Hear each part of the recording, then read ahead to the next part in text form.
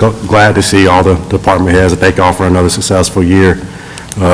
So we can go ahead and get started. We are first on the agenda, Mr. Matthew Horton. The floor is yours, sir.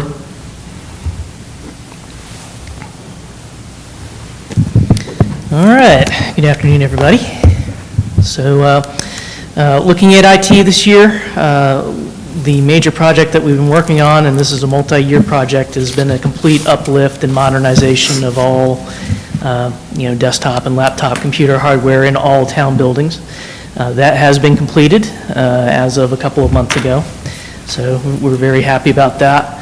It encompassed 60 workstations, or over 60 workstations, plus software upgrades on 17 police mobile data terminals. And it represents completely new hardware and software core operating system and application stack. Much more modern, much more secure. We're running the latest and greatest, so we're very happy about that. The only thing we really have left in this fiscal year as a pending project has been the ongoing repairs at Fletcher Park from the damage from Hurricane Helene. Once the electricity service was restored in that area, that was our first opportunity to try to power things on and see what was working and what was not. Unfortunately, a lot of that stuff, even though it wasn't submerged, it did not survive, so it pretty much fried on first power on. So we had a lot more damage to repair than we initially expected. Currently, repairs are roughly 70% complete. The third-party company that's doing it had to send over a change order recently because some of the underground wiring was damaged and has to be ripped out and rerun. But once that's done, we should be good to go. I don't expect it'll be more than another month or so to get everything operational over there. And then that's about it for the year. Any questions on all of our current year stuff? Questions, comments? I don't think so. Okay. Well, looking forward in the next budget year, we have a couple of things on the table, and a lot of it is just expansion of capacity things as departments, specifically PD, are growing and have additional needs. And then some regulatory stuff that we have to comply with that requires some additional things. So first up, and probably one of the more expensive items, is a website enhancement to comply with the Americans with Disabilities Act. That involves not only adding a navigation aid to the existing site. It doesn't involve a redesign because I think we're kind of happy with the way the current interface is, but it adds a new module in the corner that assists with like screen reading and other things of that nature. And that's like a subscription service from the vendor who provides that. Additionally, all of our documentation that we produce that goes on the website, so that would be like all the PDF files and everything of the meeting minutes and everything like that, also needs to comply with those standards. So there's going to be some PDF software specifically for that purpose that anybody who produces those files, which really I think it's just Christine, maybe Tyler, unless he wants to hand that off to her as well, would need that special PDF software to get the PDFs that they generate to meet those standards. We've spoken with Civic Plus, who is the software company that provides our agenda software that we use to run all this stuff. They handle this compliance piece as well. So we got a general idea of the cost. It's around $10,000 to $12,000 a year for the website module, and the PDF software license is about $1,500 a year per seat. So that's however many people are going to need it. I don't think it'll be more than one or two. So that'll be one of our decision packages going in next year. Additionally, we've received a request from the police department to increase the licensing for their Southern Software RMS system. So this is the system where they go in and they enter their incident reports and things of that nature. Currently, the system is licensed on a concurrent use model where they have X number of people that can use the system. Currently, that number is 9. When the 10th person attempts to log in, it doesn't let them. As their staff has been growing down there, it's become more and more of an annoyance. So we're going to request from the software company an additional 3 concurrent licenses to bring their count up to 12. The cost for that is a one-time fee and then an increase in our yearly maintenance from that software company going forward. I think the one-time fee is only several thousand. The yearly increase is probably going to be on the order of several hundred on the yearly bill. Additionally, since they are growing down there, we have the need for some replacement mobile data terminals and one new mobile data terminal for a new patrol officer. So we, as part of our hardware uplift this year, we upgraded all mobile data terminals to Windows 11 that we could, but we had two that we could not. They were two older models, and the processor in those units basically stopped the upgrade from being possible. They're still running on Windows 10. They're running on what's called extended support, so they're still protected. But that's an additional fee we have to pay, and the fee ramps up every year, so we want to get rid of these as fast as we possibly can. So we want to replace those two and then add a third one to add capacity for this additional officer. The mobile data terminals are about $4,000 per unit. They're very expensive because they're, hardened, weatherized units that need to basically stand up to the rigors of what the officers put them through. They're really great hardware. We have not lost one since we switched to these, so I feel that they're well worth the cost. But since they are ruggedized, they are on the more expensive side. Now, in the upcoming 27-28 fiscal year, we're looking at replacing all of the other ones. That's going to be a significant expense at a $4,000 per unit cost. So that would be 17 replacements at $4,000 per unit. I believe Chief is going to be looking into grant options to help us kind of absorb that when that budget year rolls around. But again, that's not in the coming year, it's the year after, so we've got a little bit of time to get that figured out. Additionally, I just heard today, this may or may not happen, but Chief has requested an additional 10 phone lines for cell phones for officers. Our phone costs are roughly, I believe, in the area of 40 or 50 per line, I believe. The hardware itself is free, it's just the monthly line cost. I'm going to have to review that because Chief seems to think that that's high, and it probably is based on current trends. But we'll have to talk to our Verizon rep, see if we get a better deal there. But other than that, I think it's a great idea. Right now, officers are using personal units. That's totally fine from a security perspective because all of our stuff is kind of sectioned off on those personal units into its own little area. But it does cause problems from time to time because if they, like, for example, use a personal VPN on a phone and then try to sign into their email, the system locks them out because it detects it as an attack. So just a little annoyance for me, but other than that, it seems to work fine for them. Last thing on our list that's of note is the security services licensing for the various firewalls that we have is coming up for renewal next year. We have, two in this building, one out in Public Works, one in the park and maintenance cabin, and one over at the park. It turns out that the renewal cost for this licensing is so high that it makes more financial sense to just replace them. So we're looking at a total replacement of all firewalls in the upcoming year. I'm not super happy with the current ones that are in place right now anyway, so I think a replacement is in order. But since it's going to be cheaper to do that, it's really a no-brainer from our perspective to just go ahead and replace everything. Cost for that's probably going to be around $10,000. I doubt much more to get everything. And then other than that, there's been a few small software requests from planning and zoning as Tyler's come in to take care of that department. They have slightly different software needs. But his software is not that expensive at all. It's only on the order of a couple of $100s a year. So we'll add some licenses for that. Currently, it's in his budget. I think it'll get transferred over to mine. And then an additional license for Teresa as well. And I believe that covers it as far as everything we're expected to spend on next year. Any questions on any of that? Any questions or comments? Matthew, how long is the new firewall going to last before it has to be updated as well? I mean, new hardware gives us an opportunity to get better hardware for roughly the same cost that the existing stuff went in. The hardware that you choose is really dictated by the capacity that is behind it, which is the number of people and devices and things like that, and the internet speed. Internet speeds have increased recently.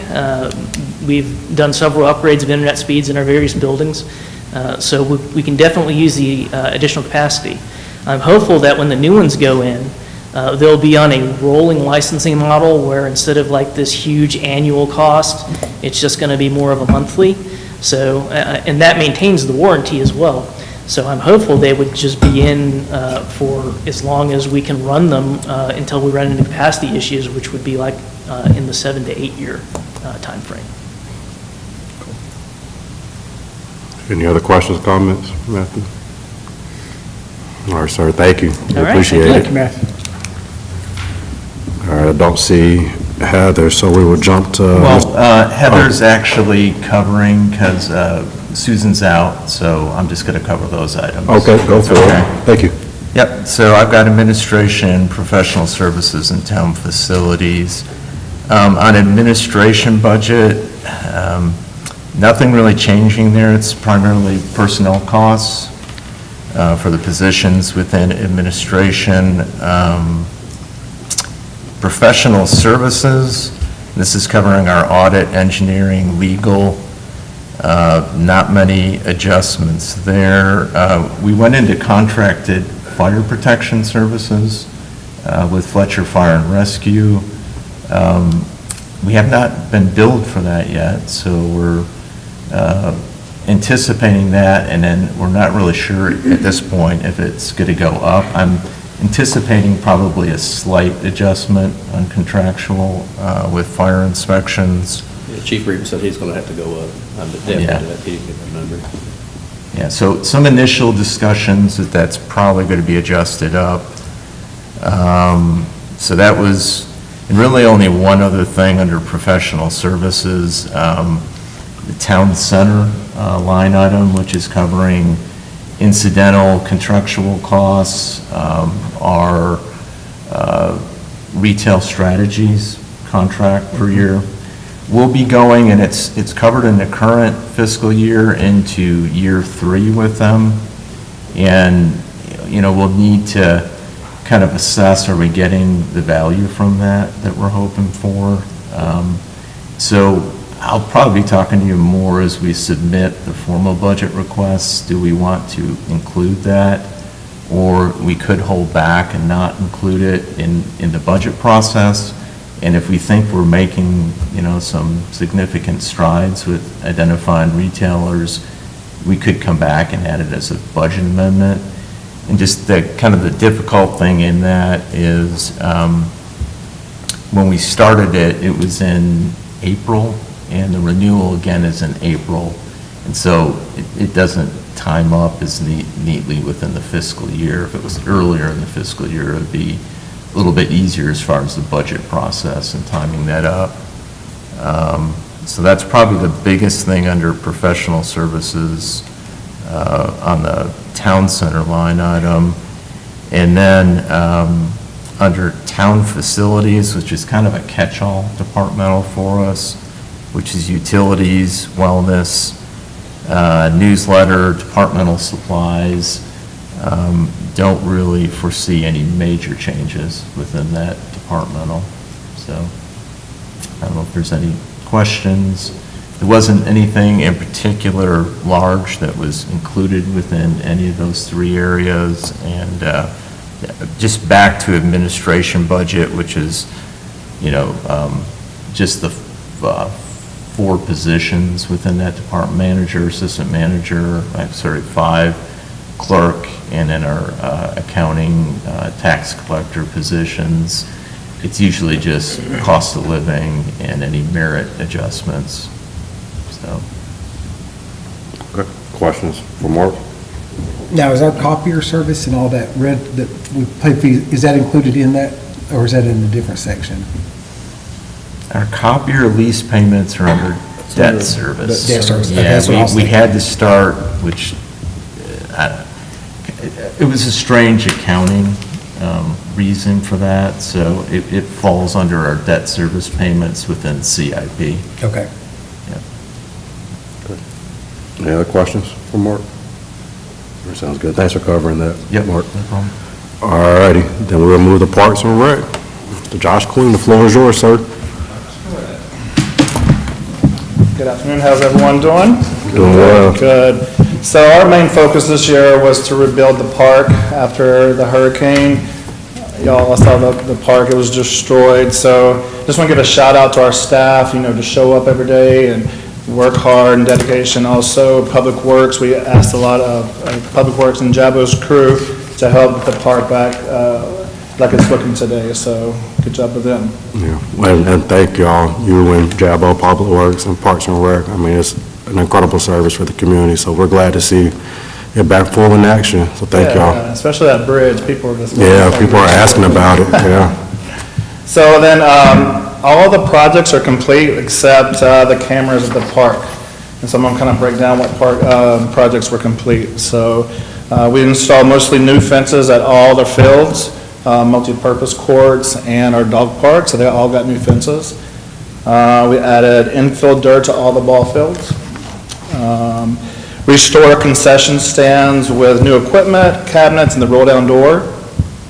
Re-gravelled all greenways and repaired the damaged trails. The bridge is repaired now, thank goodness. Restored 2 damaged creek banks. And then we added a new message board at the entrance because water got into the electrical and blew it out. So it's a brand new message board. Okay. So, any questions about the hurricane rebuild? Questions? The park looks great, by the way. Yeah, well done. Done a good job. And we just, a side note on the hurricane repairs at the park, we've received most of our reimbursements on that, so from FEMA. Yeah. back, so How it's been much are we waiting on still? I want to say and this is everything, not just park-related, but other expenses that we were able to submit for, I think it's in the 200,000 okay. range, yeah. So- Yeah, it is pretty good. A lot of people are still waiting on money. A lot of Oh, people waiting on are. millions. A lot of parks still aren't open, I know, so. we're lucky. Okay, highlights of the year, we added 3 new programs. We did pickleball clinics, 4. Coach Katie's awesome. Every time we did a clinic, I was getting messages on Facebook and emails, when's the next one? So we did 4 this year, so that'll continue the next year. We launched our farmers market, which is a huge success. I'm glad we moved over to the park. People really enjoyed that. They're enjoying the park, plus they can stop by the farmers market. So 17 weeks of the farmers market. We added art, 2 teacher-led art classes, Art of the Park, and then there was a mocktail art class here. So those are the new programs we added in our department. We collaborated with Greenworks of Asheville. We planted 32 trees within our park that we lost from the hurricane, and we gave away 250 trees to the community to plant as people lost trees as well. So I thought that was a cool project. Any questions about programs? New Questions programs? there? I think so. I've seen a lot of y'all at our program, so I appreciate y'all supporting us.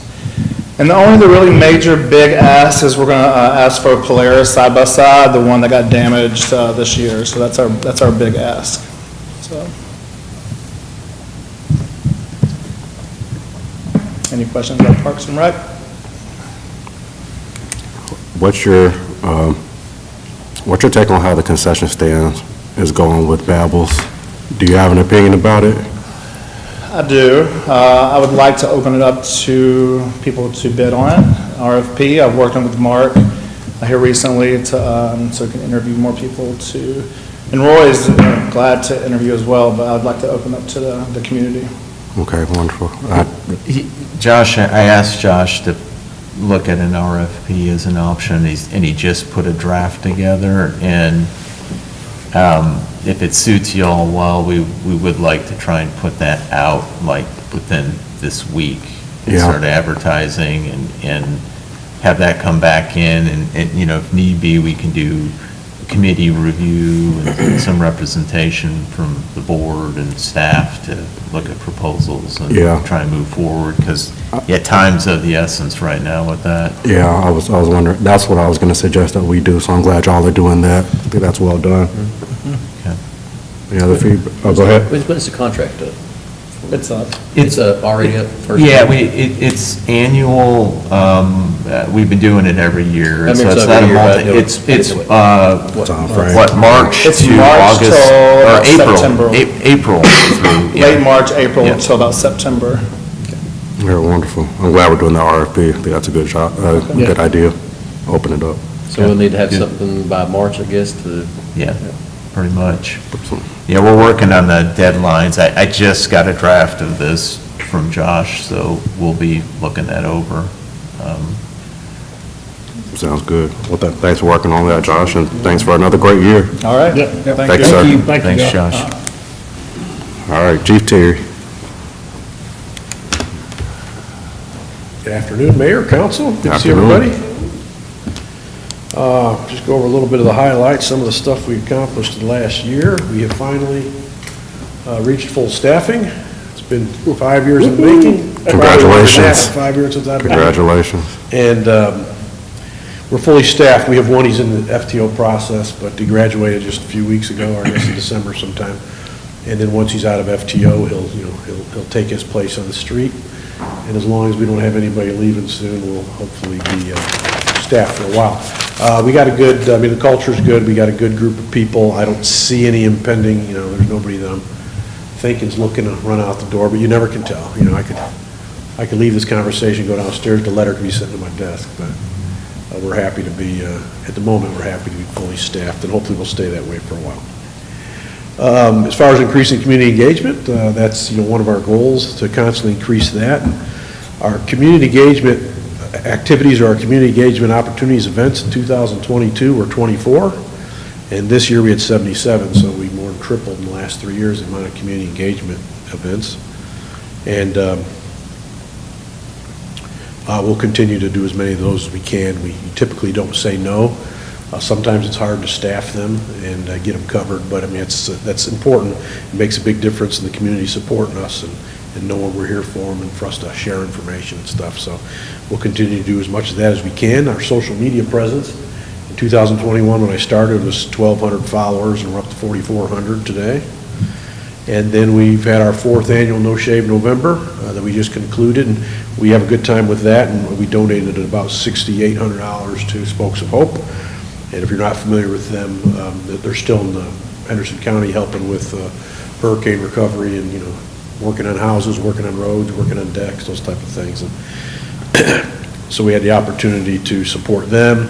We also had as part of that fundraiser, had our first basketball game against Veritas Academy. So as far as community engagement goes, that was a real good time. And I think we accomplished a lot with that, and just being out and everybody just, good spirits, and we had a lot of fun with the community on that particular event. And if you didn't see it, excuse me, it was entertaining. I'll just say, I'll give the police department credit. They represented well against these young, fast. The mayor was there. Yeah. I know the mayor was there, but Yeah, they were. everyone else, I watched the video, so they represented well competing.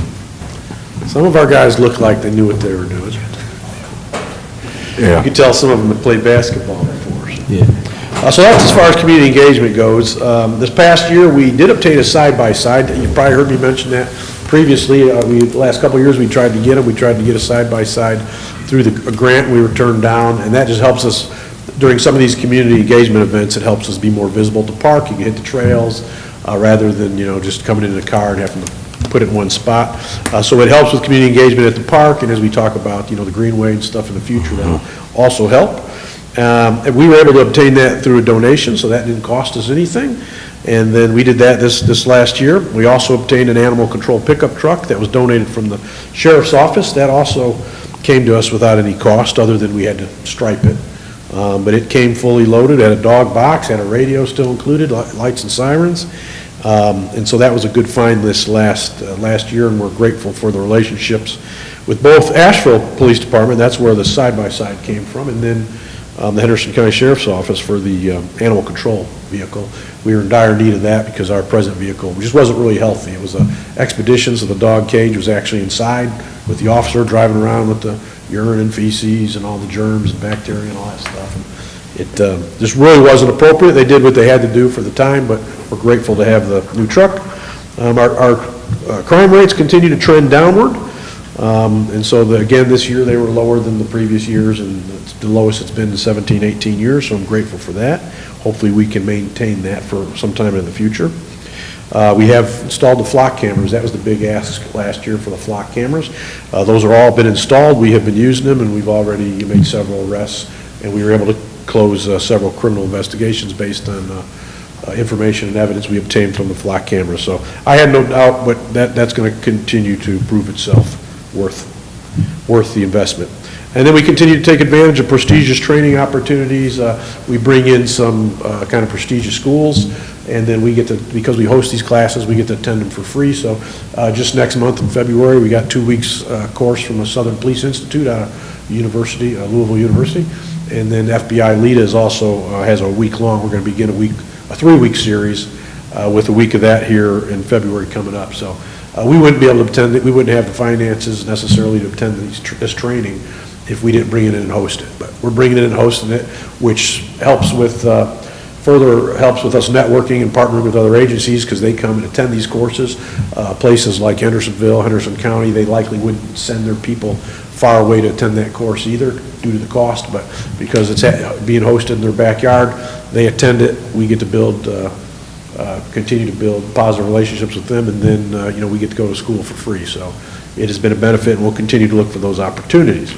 So that's kind of what's been some of the highlights of things that have been going on this last year, 2025. Does anybody have questions or would like to explore anything further? Questions?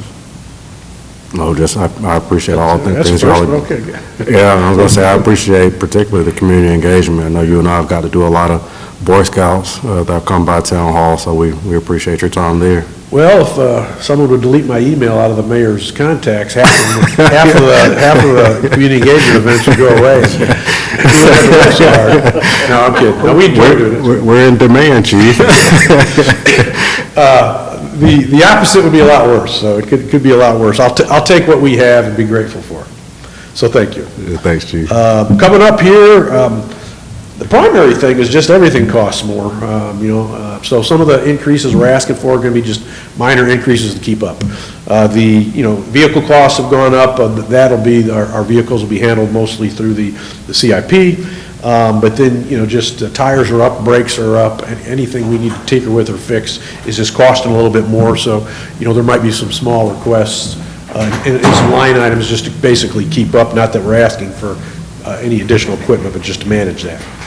What I'm hoping to do is start to transition some of our firearms and go to get new firearms. You should really replace them every 10 years anyways. We're about year 7, and I'm looking to finish this transition in about the next 2 or 3 years, which should take us to about year 10.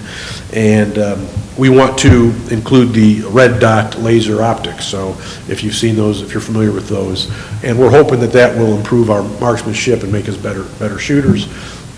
Some people are excited about that, other people don't want anything to do with it, a bunch of us are indifferent. And the good thing, though, we're planning on using drug forfeitures for those, so that is not going to come out of the operating budget. That's money we already have on hand, so that's nothing I'll be asking for you to finance. We have that from previous seizures that have taken place. And so within the next, we want to start on that here in a couple months, and then hopefully have that concluded in the next 2 or 3 years, that the entire department will have new firearms and be using those red dot optics. Again, that isn't really going to affect the operating budget, though. I am looking, thinking of the future several years down the road, not knowing when I might leave, as long as you keep me around. I do want to prepare for the future and make sure we're in the best position to continue to be successful, whether I'm here or not. And so I have asked Jabo to start looking at helping me with some growth, department growth, building growth. We want to add a little bit of room to our evidence function. We continue to take more and more in. And there are, just so you kind of understand, there are certain types of cases you can never get rid of the evidence, like homicides and things like that. So you got to keep it forever. So eventually we're going to run out of room. And so we need to increase that a little bit. So we have a big supply room now, and I want to take part of that supply room, give it to the evidence room. And then records are the same way. There are certain records we got to keep forever. And I go in on a yearly basis, and I shred what I can, but to just try to keep up with some stuff you can't. You have to keep forever. And so eventually we're going to run out of room for storage and file cabinets. And so the room we now have for supplies, I want to give part of that to evidence, and the priority for that room will then be file cabinets and records, we should still have, at least for several years in the future, some room for storage, but I'm looking to take that back corner in our exercise room that's already full of stuff, and just kind of wall that in and make that a new storage area that we could put our uniforms in and various types of other equipment. So I've talked to Jabo, he'll have more detailed specifics as far as cost goes on that. They're going to help us with that, but I thought I would introduce that because it is on our behalf, the police department's behalf.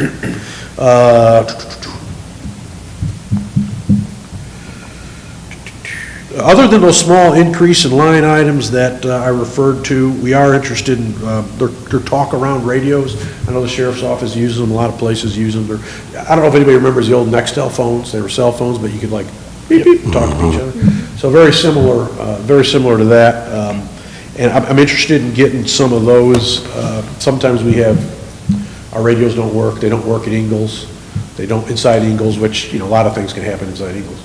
They don't work down at the truck stop. There's various locations in town where our radios will just quit working. So this is based on cellular technology, not radio technology. So that's going to be one benefit. It'll give us at least a means of communicating. But we also find ourselves in situations where we need to talk in detail. And when you're using a police radio, an emergency radio, you want to say as little as possible. We share that with Henderson County. We just can't be on there rambling. And so sometimes we end up with operations, you're doing surveillance, you're watching things, you need to be sharing information. So then they end up trying to text and do stuff on their phone. And so that would be very beneficial. And I think it's a very reasonable minimal cost. We were on one case where we were doing surveillance on a house, and we were going to do a search warrant on that house, and we were pretty much talking to each other on the radio when we needed to. Everything seemed to be okay. We were waiting for a specific time to hit the house, as the saying goes. And then when that time came and it was ready to move and hit the house, for whatever reason, the radios quit working. We couldn't talk to each other. So there was like a little chaos there for 3 or 4 minutes until we figured things out. So having those would help with that situation. Again, minimum cost, I wouldn't buy one for everybody. I would buy a set for patrol to share, and then I would buy probably 3 for the detective. So I'm looking at about 9, and that would be about $2,400 a year. The service is about $200 a month. So fairly minimal for the benefit we would get. And so I'm interested in that. And of course, we'll look at the budget, and we'll look at the history, and we'll decrease line items where we can. I know last year I decreased several line items. Looking at the cost and how everything's gone up, I'm not sure I'll be as successful this year, but we'll certainly try. Matt had alluded to me asking about cell phones. I did ask him. At this point, I hadn't made a decision on that yet. Probably at some time in the future, it's going to be a worthwhile endeavor to explore and think about getting everybody's cell phones, and I can explain why. But I haven't decided. I want to hear the cost before I decide if that's something we want to do this year or not. But I had, as he said, I asked him to look into that. But so I guess that's a possibility depending on the cost. But I haven't drawn any conclusions on that. Questions? Questions for Chief? Sounds like not. What was the purchase price again, you said, Chief, for the radios? The radios themselves are basically free. They're $1. It's $18 a month per radio. I'm assuming there's gonna be taxes and fees, so I rounded it up to 20, and we only want 9. I rounded it up to 10, so there's nothing sneaky on the other side, and I just assumed like $200 a month times 12, $2,400. It could be a little less, but there's always some fees and tax that adds up that they don't tell you about up front. We used them at the sheriff's office. They were really beneficial. So we don't got to tie up the radio. We can actually talk in detail and, make sure everybody's on the same page type of thing. And we have them, we got a couple downstairs that we're trying out right now. So, if anybody wanted to see them, by all means, I can get them to you. So you can see what they look like, how they function. All right, sounds good. All right, well, thank you. If you got any questions, please let me know. Thank you, Chief. Thank you, Chief. All righty, Public Works, Jabo, the floor is yours, sir. Chief was talking to me, told me not to mess up his speech for him, so. So here I am. All right. Thank y'all for this opportunity, where we can look and make Fletcher grow and serve the community in a way that is professional, and I think we do that, not only through my department, but through the other departments. And that's what we want to continue to do. I'm just gonna give you just a little bit of background, and so you know, and this is just one thing here. For the calendar year of 2025, this is just dealing with garbage, okay? We used over 3,300 gallons of fuel, just for garbage. The fuel cost was just a few dollars under $12,000. This produced 2,186 tons of garbage that were delivered for a cost of just the garbage, just the dump fee, of $145,510 and change. Garbage is not cheap, and just everything that we go with. You know, the chief was talking about how things have gone up, our garbage fees went up, and it's just the cost of doing business, unfortunately, I'm afraid, that we're having to deal with. Okay, that was fun facts, I guess you'd say, however you want to look at it. During this past budget, there's a couple things I'd ask for. One was a new employee. Just as soon as July was gone, we had a new employee. It's really helped out. It's really helped out with our garbage. We've done something this past year that we've never done, and that was let more than one person off around Christmas, because you never could let nobody off because of running 2 trucks and doing brush and everything. We was able to get a couple people off this time, so that was good. And we fluctuate through and let everybody get a chance at that. The new employee's been very beneficial for us. We've been able to do many other things. Not only that, we've been working on just pet projects here and there. We've done a lot of work down at the park, it seems like, here lately, and we're still going to have a lot more to do. We've been working on some of the streets throughout the town. We've been doing a lot of edging, and that's, you shovel from Rockwell to Ingalls and back, and if you got 2 people out there, you'd be glad to have one more. And so I thank you for that. It's been a good opportunity for us on that. This past year, I asked for a Skag mower, and we replaced ours. Ours was just, it's dead. And so we was able to do that. We got that, and it's been very productive ever since. It's been, everything that I asked for last year that we've obtained has been used and is being used every day. And I appreciate that. We got a tire changer, and it's unbelievable. The one we had was I think they changed the tires on the Ark when Noah brought it over, but we was able to. This in here is just so much better. It's amazing how technology is advanced in 10 years, 15 years, 20 years. And the only thing that we've not fully completed is I asked for cameras, and we're in the process of doing that now. But we're just having to find cameras that are specific to each vehicle that we have, instead of just, let's just buy one. One fits all. It don't quite do that. So we're going through the process, seeing where we're at. We've got some we're in the process of installing now. Once we get them, we'll move on to the next set of vehicles. And that's for the past year. That's where we stand on and everything I asked for and everything that y'all granted. So I appreciate that. For this next coming year, I got 4 things I'm going to ask for. The first one is a 2-post lift for our vehicles. We have one right now, but it is severely outdated, and it's become a safety issue with that. Here recently, about between Thanksgiving and Christmas, an example was Parks and Rec's truck, the fuel pump went out on. Well, when the fuel pump goes out, there's only one way you can get it out. Either you take it down through the bottom, or you take the bed off. So we put it up on the 2-post lift, because you can't do it with the 4-post, because there's not room to drop it because of the way the ramps and everything rolls underneath it. And I looked, and they had transmission jacks jacked up holding the back bumper to steady it. It's just not a good thing to do. And we need to do that. They have better ways of using them than what that's being used for. It's old. When it was built, it was good for what they had. But now with vehicles that are longer beds, extended cabs, it's hard to get them on there to get the balance right. Mm-hmm. And now they come with different, I'll just call them blocks that they can put on there to make it, pick it up and keep it in more in line with what it needs to be. And that's one thing that we're going to ask for this coming year, is a new 2-post lift. The second thing, and this is something that we will share with Parks and Rec, is a paint sprayer. Currently, and I'm not talking just a handheld one. We're talking about one that's on wheels. And it's got a big canister it can pull out a can. Yep.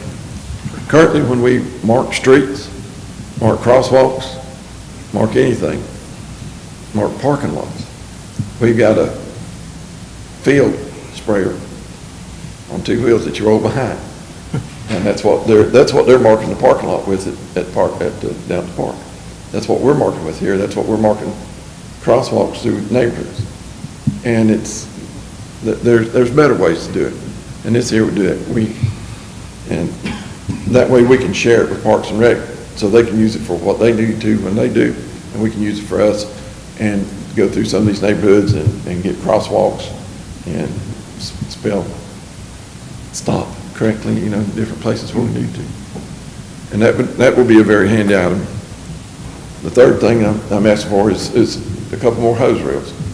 It seems like every time we get a new set of vehicles that come in, they require different oil. And when we first started asking for these hose reels, we had just a little hand pump. And so they'd pump into a 5-quart can and go pour it in. In the garbage truck, it takes 44 quarts to fill it up. So that was 9 trips she's making back and forth through there, and you had to leave a mark because you didn't want to lose where he's at and had to start back over again. But now with the cop cars, some of them require 0.5, some of them require 0.10, and the diesels they require 10W30. It's just, we just need to expand and build upon what we've got. And that's for the day-to-day operations that we do. The third thing is something that the Chief had mentioned earlier, and that was to remodel this room down here. We will take in the weight room, and in this far corner back towards this way, we will probably make a 18 by 18 storage area. We'll put double doors in the front, no windows. We'll have to have electricity run for the lights. We will not have to put a top on it because it'll be 10 foot high. But we'll have to have electricity run. And all this is something that we can do except for electricity. And we'll get a licensed electrician to come in to do that. But that would be a good winter's project for us, something that we can do when it's so cold and nasty that we don't need to be out on the side streets or where we're at doing what we're doing. But we can go in there and do that. And then once we get that done, the chief will move his stuff that he needs to out of the storage room into this new area. And then we'll get with a fencing contractor to come in and run and change the chain link fence where it splits the room. Now it will turn and have an L shape and go back against the wall. And that'll expand his evidence room, by 30 to 40% and give him a lot more room. But that'll be a process that we'll have to go through. And it'll be a good winter's project for us on that. And other than that, that's all I'm asking for. Questions? Any questions? Questions for Jabbo? So if you get your 2 more hose reels, is that going to be sufficient enough to get every vehicle, or are you going to need more, do you think? Because you've got how many now? 5 or 6. Yes, it'll be close. Okay. We've got one for hydraulics that we put over next to the door. That way you use it in that area. And I think it will be. If not, then a couple more years we'll have this discussion again and see. As long as things grow, that we do. Most of your shops and your storage, where they have this now, they do not have them next to where the working area. They're stored up overhead and it's pumped from there. But we don't have that luxury. So we have to put these hose reels right in front of us so we can do it. Sounds good. Any other questions, comments? Jabo, just tell your trash guys again, I know the neighbors in my development appreciate them because the bears are wreaking havoc on the trash cans at night, throwing that trash everywhere. My wife looked out and they were out with shovels the other day picking up the neighbor's stuff. And not something they have to do, I don't think, but it's something they're choosing to do, and it's much appreciated. Well, I mentioned earlier, we're part of the community, and we try to do what we can. We treat every house like it's ours. Yep, well, it's much appreciated and noticed. Same thing, because I take the time to unstrap mine, because I've got ratchet straps and booby trapped and everything else. So they've gotten used to me, I think. Oh, well, you do what you have to do, and that's what we do. Have we ever had a conversation about bear-proof cans? Not Expensive, Not too. Very expensive. Very seriously expensive. that I ever recall, just because what the expense and the weight. So unless I'm speaking on that, Jabbo. Would be tough to do. We've talked about it and I've looked at other areas that do it. And I don't want this to come across wrong, but a lot of times the bear-proof cans are just fluff. Yeah. They're really not bear-proof. A ratchet strap, there's some people been real ingenuity, they just take and put 2 eye hooks in it and run a bungee cord across. And it's bear, he can't unhook to that. They'll move on. You know, Biltmore Okay. Forest, they tell people to put like a cap full of bleach or on top of it and shut the lid. The bears don't like the smell, they walk off. Now, there's a lot of simple things you can do. Yep. 'Cause, the Titanic was unsinkable. You just put a bucket of water on the lid, and then when they come to knock it over, the water falls on them and they run off too. You know, and we get this on a lot of staff, nice compliments or stories that come in and just kind of the guys doing things above and beyond in the field. And we had one the other day, but just, I guess at least a shout out in this situation to our contracted recycling provider, Kirby or Curbside Management, but some nice lady in the neighborhood, I won't mention the house and that, but she's a caregiver and the person she was caring for stumbled or needed help getting up and getting wherever they were back into the house. And she thought it was our public works crew that stopped and assisted and they would do that. How wonderful it was. Just wanted to shout out, very nice voicemail message, just thanking it. And so Jabbo called the guys in and asked them about it, and they're like, well, that wasn't us. It was Curbside, but we made sure to let the Kirby folks know that that happened, but I would not be surprised if this crew would do that. I mean, we have plenty of other stories helping in the Yeah, field. they do a good job too. Well done to Kirby and well done y'all. Appreciate y'all. Oh, no problem. I reached out to the route supervisor and told him, and every time I call him, he'll say, what's up now? And so I said, I got something good to tell you this time. And the guy that does this area out here, he's been here quite a while. He's a great guy. No, he's cordial, waves, Oh, says yeah. hi. Some of my neighbors give him Christmas gifts they He's a great guy. do a good job. And that's not only us, but our contractors, we try. Yeah, They feel part of the community too. absolutely. Well, good. Thank you, Jabbo. Thank You you. did a good job picking up FEMA slack too. Yeah. Yeah, we Yeah, do. Seriously, I mean, Yeah. thank you for mentioning that. It was a thing where, and Jabbo and his department didn't hesitate, and everyone did. I appreciate police and others stepping up to respond to the storm. But when it came to the Aftermath. the Yeah. holes here, where the rubber meets the road, Yeah. things not happening maybe as fast as we'd like, having them help with some of the debris removal was really helpful. Yeah. Thank y'all. No problem. Thank you. All righty. Tyler, floor is yours. You want to hear about planning and zoning, chief? Run while you can. You want to hear about planning and zoning? How long it take trying to understand what you said? Good afternoon, members of council, Mr. Mayor. So I'm going to try to stay kind of to my script because I'll wander off if I don't. So the town underwent its stormwater audit, which is covering our current permit cycle in October. Through the combined efforts of Eric, Jabbo, Landeskine, and McGill, along with the financial support provided by council, we were able to bring our stormwater program out of violation from the previous cycle into compliance. So we've not received a formal compliance letter from them. We were notified during the audit that we would be no longer in violation, which is a great testament to our staff and the financial support that council has given us. The planning department has also reestablished our technical review committee which consists of both internal and external stakeholders that do our site plan review process for the town of Fletcher.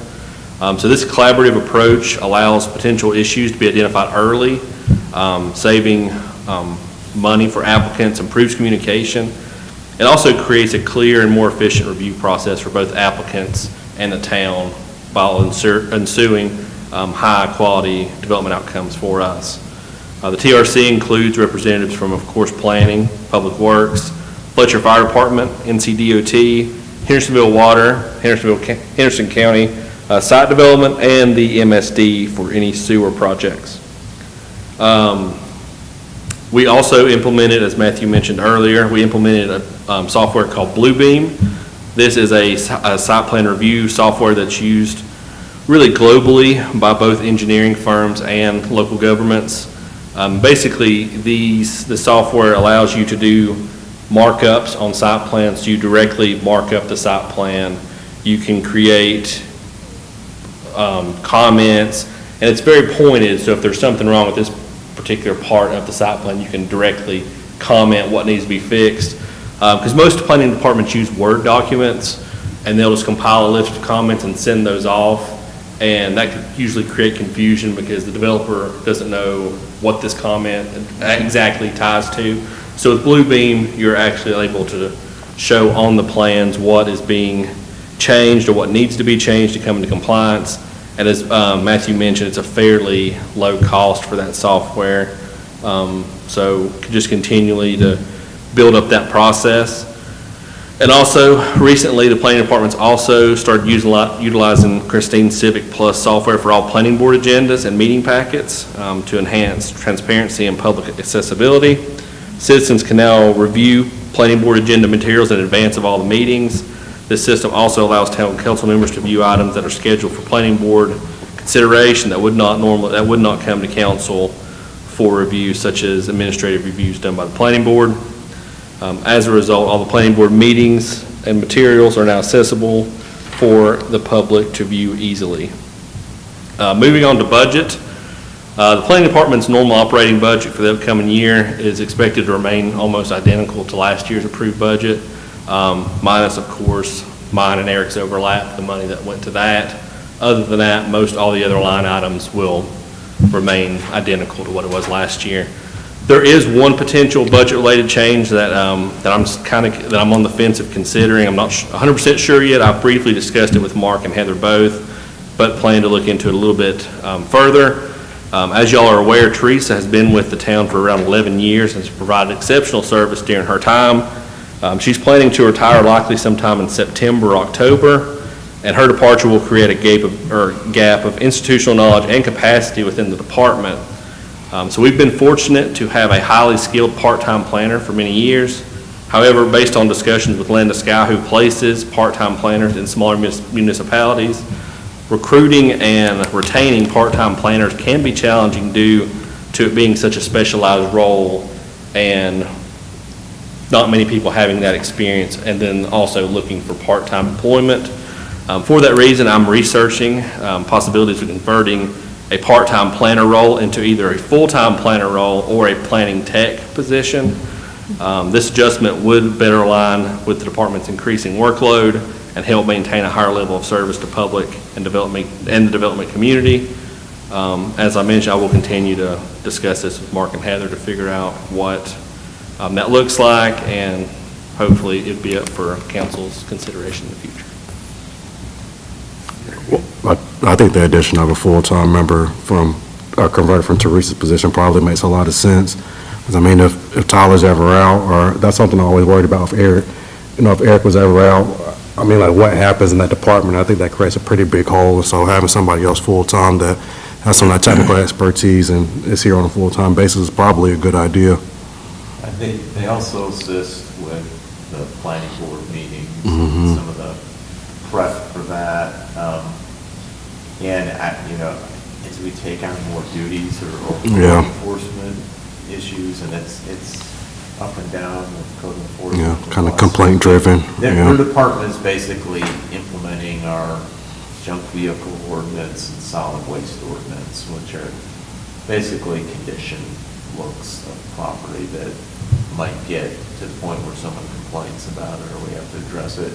So there could be more volume of activity in there too, even though that's not like strictly planner type of work. It's generally been under the umbrella of planning and zoning, so then, you know, and other things I might not be thinking of right now, responsibilities, because it is a pretty broad list of things that they help with. I mean, I'll give you another, the Greenwood expansion. I've got planning and zoning, so really Tyler, the point person, helping with some of the coordination with like Conservative Carolina and the grants and just making sure we're managing the project, it getting done and grant administration that's associated with it. So those are all kind of things. I think it's important too to train down because you never know. Medical, anything, God forbid something come up and happen and you had to step away, just like with Candy. Yes. Yeah. Nobody would have ever thought that would have happened, but we had Susan to step in and help with that, and so I feel like it's important to have somebody in those places to step in and fill the gap when it's needed or, you know. Yes. And in our department, just as an example, it may seem like there's a lot of people in there covering the phones and greeting the public and kind of disseminating that to other departments. But we do get a lot of compliments from the public of how responsive administration is. It's kind of a central processing of just inquiries from the public. Because we have people answer the phone, it doesn't ring forever, just go to voicemail. And so that kind of helps with some of the efficiency or kind of customer service standard level. Same thing with having plenty of support and planning and zoning. Well, Tyler, now that you have new eyes on things, are there things that you see that probably need to be changed maybe in the next 5, 10, whatever years out?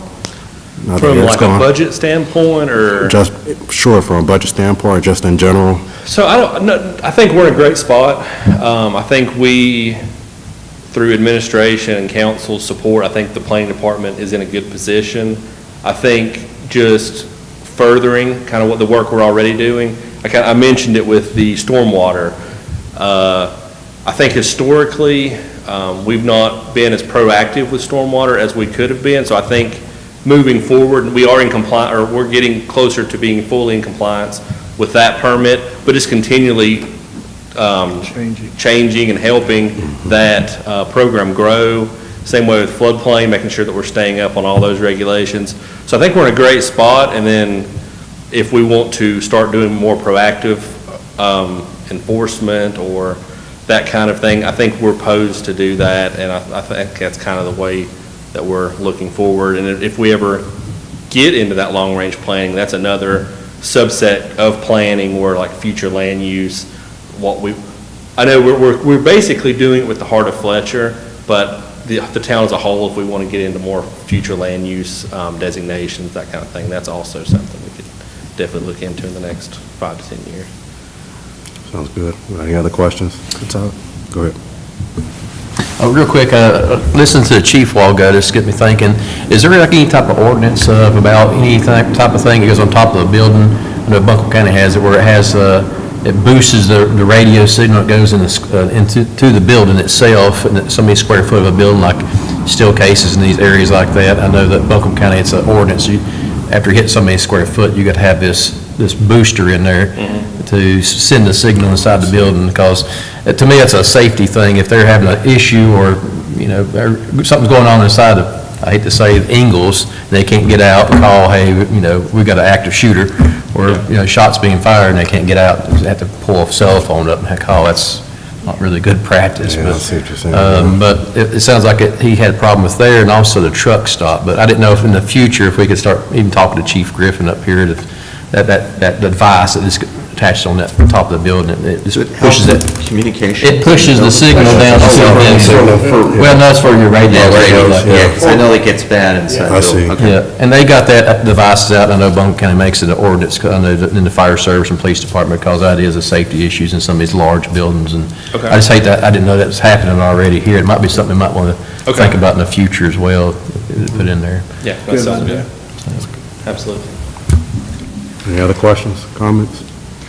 Well, I'll say, I think you've done a good job so far, Tyler. From what I've heard, there's been a lot of good feedback from the community about the work you've done. And I think the items you put in our budget, I mean, they are amazing, really well Thank done. you. So I appreciate that. Thank y'all. Thank Easy y'all to very much. read, easy to follow, and good detail. I appreciate that. If you ever see anything that needs changing, or you don't like the way something looks, let me know. I'm always open for feedback. Lots of think it's- pictures. Yeah, that's what, I'm the same way if you can't tell. I'm a visual guy, so.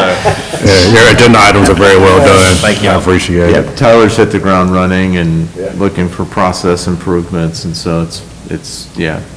flowing well. Yeah, well done, Tyler. Thank you. Thank you.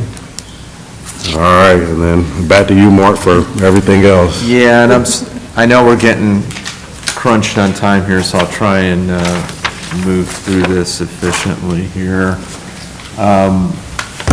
Just several things. I typically, at this portion of the meeting for this budget workshop, talk about accomplishments. So same format, a little bit to what the department heads are doing, but we typically have some goals in the budget document, and we strive to achieve those, and I think we've done a good job this year.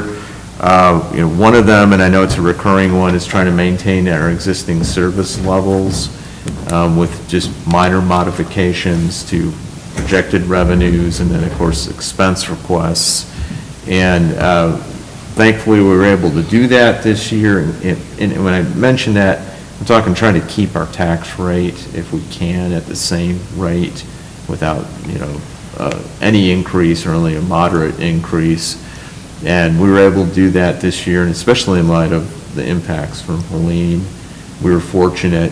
It did help, which gets into my next point, that we shifted some of the revenue that we assigned to CIP to help with the rest of the operating budget.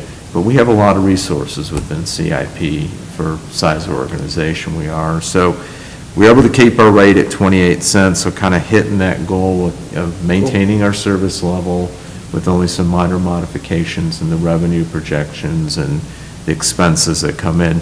CIP, the goal is to try and fund everything that's requested in there within 7 cents. We have in the past, wasn't initially 8.5 to 7. Tried to do that with 7. We wound up shifting a penny away from that to help with our operating budget demands, expenses. And we were able to do that without really hurting our ability to fund the CIP projects. We still had revenues left over with 6 cents of the levy dedicated to CIP and still be able to cover the other items that were projected for the year. So we changed it from 7 to 6 cents of our ad valorem tax base, the levy that produces to fund projects.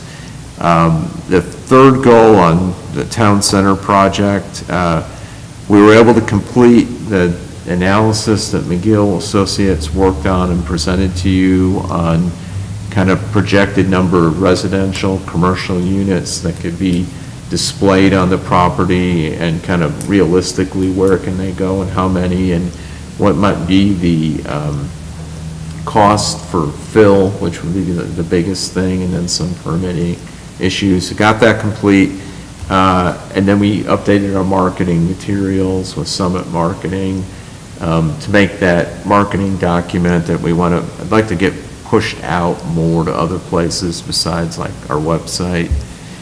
Tyler's helping a little bit with that in planning and zoning by doing a story map, which is a kind of another, and so he's worked on a draft, and you'll see more on that.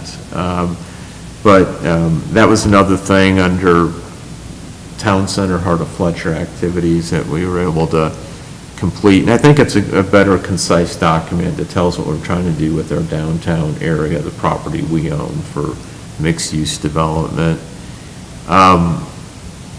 Unless there's any questions on those, I'll just quickly move through the CIP. We implemented year 5 of our capital improvement plan, or CIP. We're able to complete all the projects on the cash side, which was the police car purchase, the money dedicated towards the Greenway expansion that we're doing for King Creek, and then some of the workstation replacement things that Matthew had talked about earlier. So got that done, and then our debt service requirements, which Town Hall, the building here, and some of the land acquisition, the Highway 25 stripper property that we acquired several years back, the debt service on that, that's part of the town center project, and then some other miscellaneous things, the copier lease that Keith was asking about earlier, payments, and subscription payments come out of the debt service side. As you know,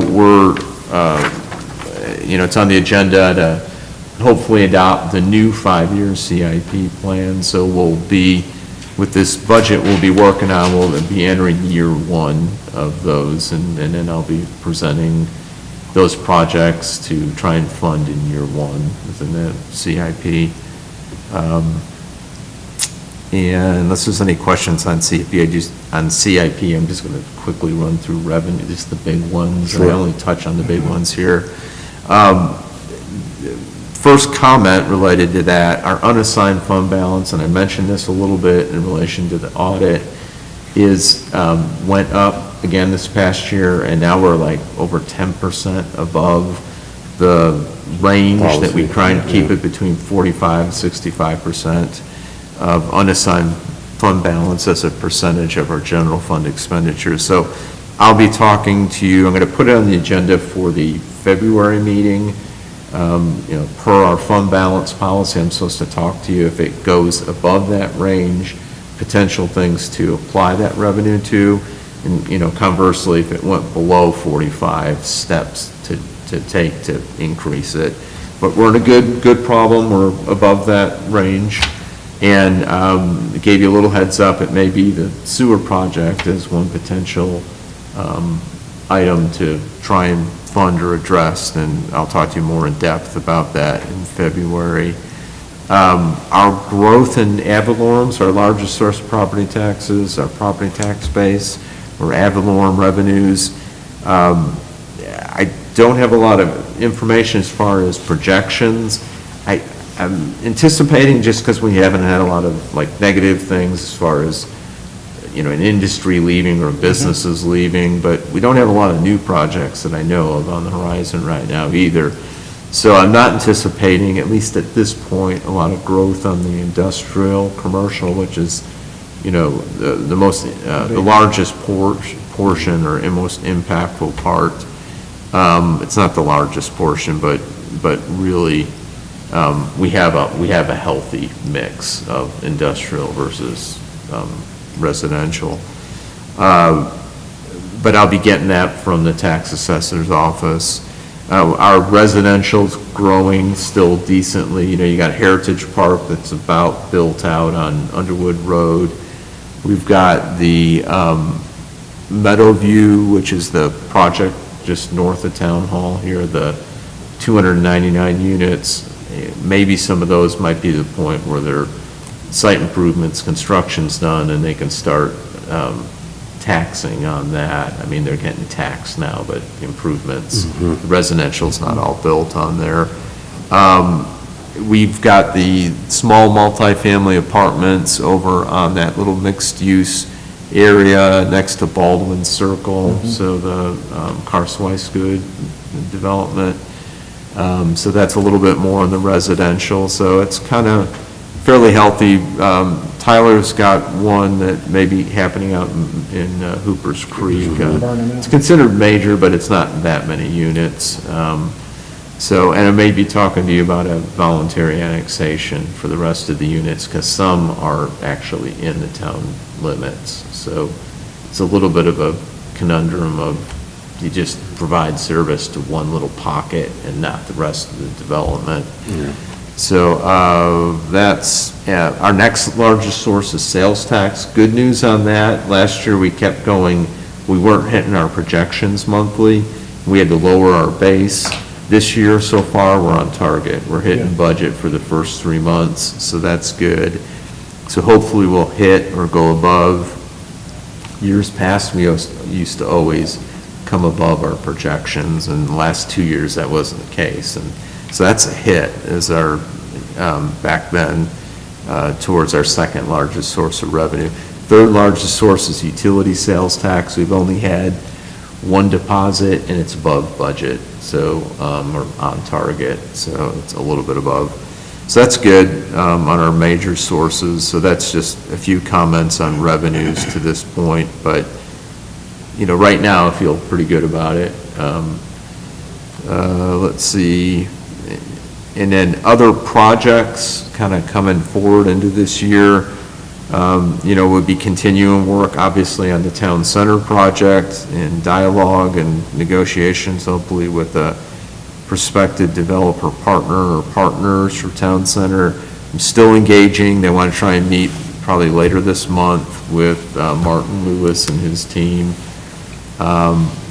Expansion of the Kenton Creek Greenway onto the Meritor property. I already know which sections we're going to be working on, so we want to get that designed, bid, and hopefully starting construction this year on that. So that's an important, big project for us. And then I, talked about a potential sewer project and maybe using a portion of this excess revenues in our unassigned fund balance towards potentially doing the Westfeld, North Hudson Lane and Dogwood Terrace. So, and we'll look, we could talk other options as well, but those are just kind of some bigger projects on the horizon, so. Sounds good. Questions, comments, Mark? I'm sorry, I rushed through it. I know No, it's okay. I'm out of time here. I'll And just- we can come back to any of this after the regular meeting, if you want to do that, or tail end of it. Yeah, and I'll just flag on the property tax piece of this, is that UPM is going to be closing at some point as well, so I'm not sure what the impact will be there, but Yeah, we'll be good losing point. them. Yeah, we have had some industry hit. We typically don't have any manufacturers leaving here. It's usually been mostly expansions, not a lot of new ones, but yeah, that's a hit. And what we dealt with the year before, I'm sorry, the industry's not coming to mind right now, but I know UPM was one. And then I know we were phasing out with Teva's Continental leaving. yeah. But then Tagios and some other companies that kind of filled that space and bringing that tax base back up, so. All right, any other questions, comments? All right, do we have a motion to recess until 6 PM? Motion. Okay, we have a motion to recess until 6 PM, a second? Second. Okay, a motion and a second, any discussion? Hearing all those in favor of recess until 6 PM, say aye. Aye. Those opposed? All right, we are recessed. Everything's back there, so if you want to come back and help me set up. Yep. Thirds of the last floor of the pickup line is coming in. Everybody's And then I like, gotta pick up Brayden. Brayden's not driving. So I usually pick him up at 4:30. He said, you got to be ready to go. I said, I'm coming now. He said, oh, you're gonna give me the ride home. He's got cancer. Doctor told him not to drive because he's liable. So he's not driving. Hello, chauffeur. I'm begging him, I'm like, come on, come on. He has to drive. It's an automatic, you don't have one hand. We got a guy comes in our shop, only had one arm. He drives.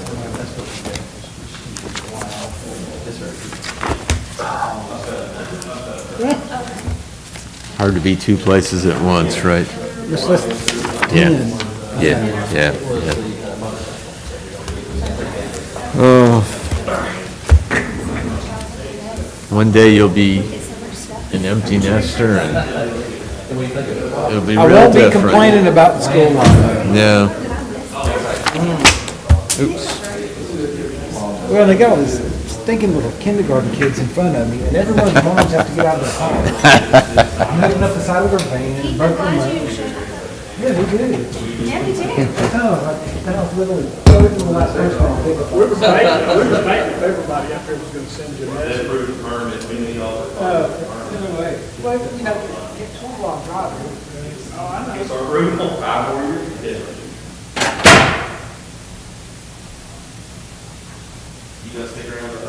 No.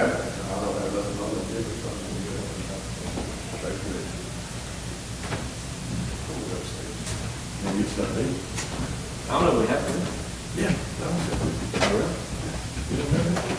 That's for every meeting or just this one? This.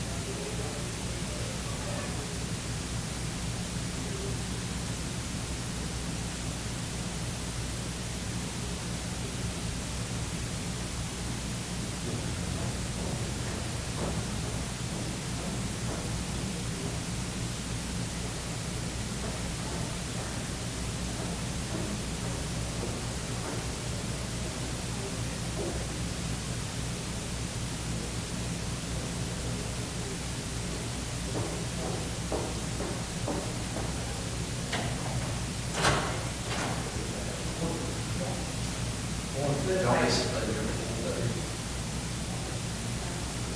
didn't sleep that much, I wanted so if you're not speaking. No, I went to that, it's the property, it's, when it came Creek. He invited all the property owners to Fletcher Bay Creek. Kind of easy the pain and stuff, especially on the rest of the field. So this is the guys who don't have traffic. I don't know, it's kind of a mixed bag. I didn't go that new. I'm not very honest. It's all good. No, good. Okay. I just do. So if you want to be like, I'll back on the side. No, it's great. And that's it. No, I'm just kidding.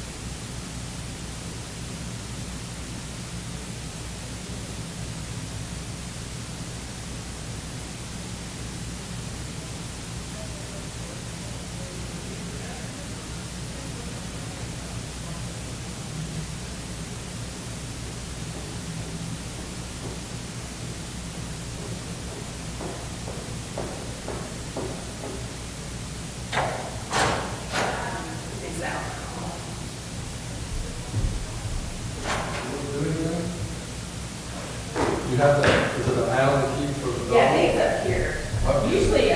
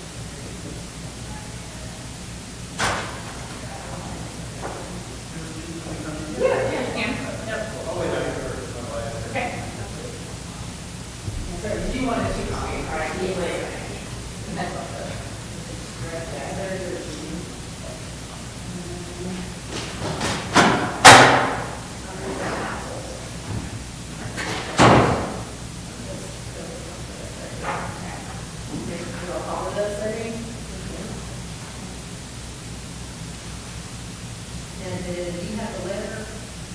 It's somewhere. Okay, so I didn't make copies. Well, I did also, but anyway. If I didn't make copies, because I wanted them to know. Yeah. See if you came on the tire. They never were, they were, stuff like here.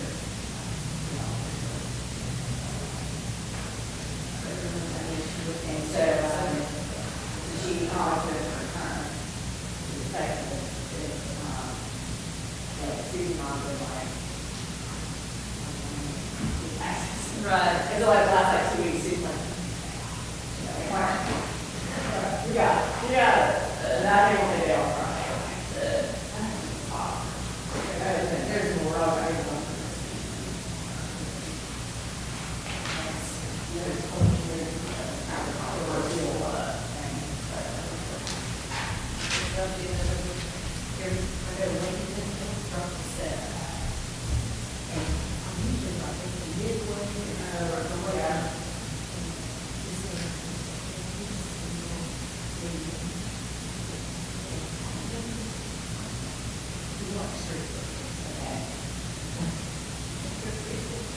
So, of course, you know, the things that are limited for it, they all planning people up there. And you know, ask you to speak it forward. Yeah. So, they're efforts, make sure we were. And if you see me living, I must have slept on my hip the long way last night. Walking. I would have this, kind of like laser stuff on my face, I think several, like skin cancers. Yeah. And so the dermatologist said, you don't have like, going in that direction. Okay, yeah. She said, you know, you can do laser stuff and it's gonna get rid of some of that stuff. So we had that done last week. But what it does, it brings out all those bad places in your face. Oh. And I said,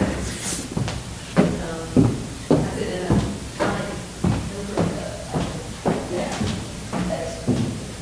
And I said, so, I think it's like, you see the real door. Yeah. And even like, you can hear it. Yeah. We'll say that it's Thursday, it's been, because when you finish,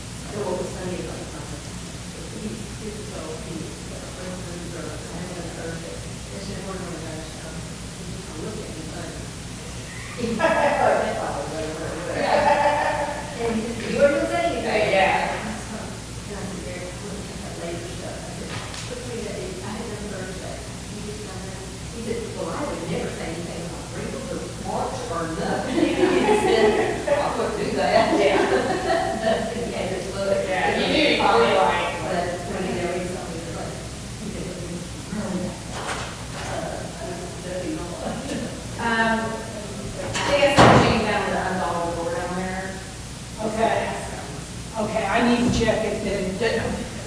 You think he did it or not? I told him to. Okay. Remember I was talking, we had to.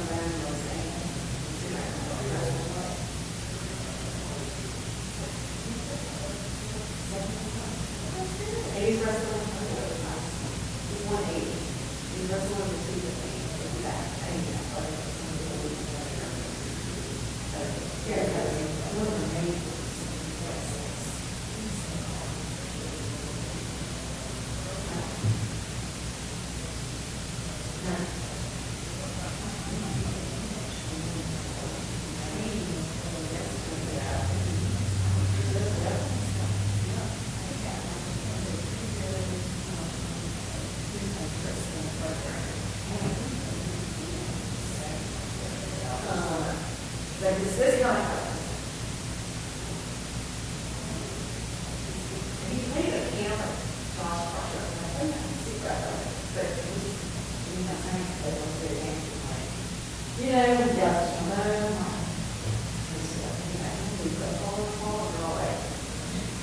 okay.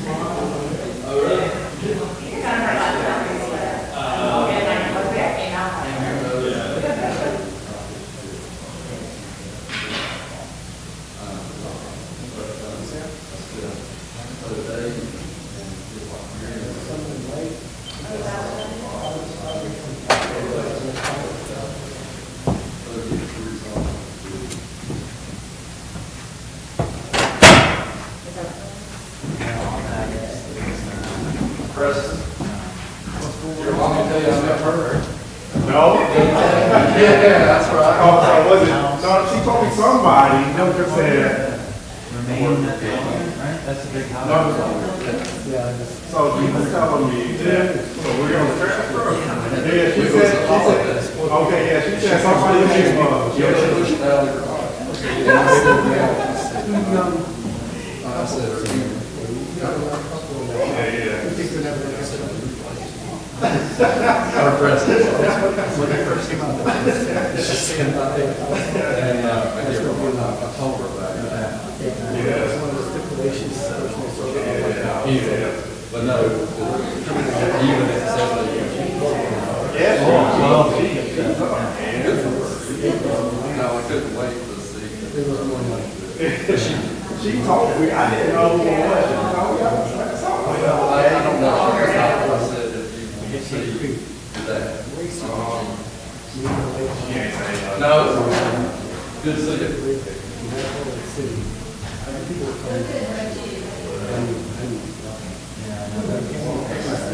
Oh, they speed humps? Yeah.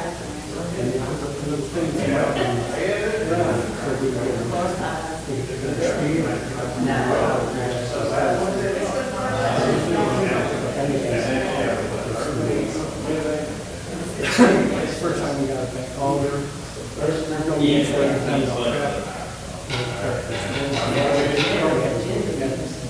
Oh, we've only seen like 4 or 5 cars do about 75 going past there.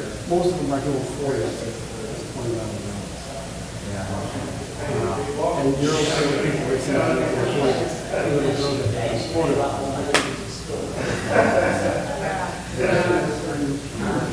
a lot of pushback for some reason. I don't know why. All truck can't come down. Well, if you look at the all truck, you come down, especially if it's a pickup truck. So the actual machine trucks, they've got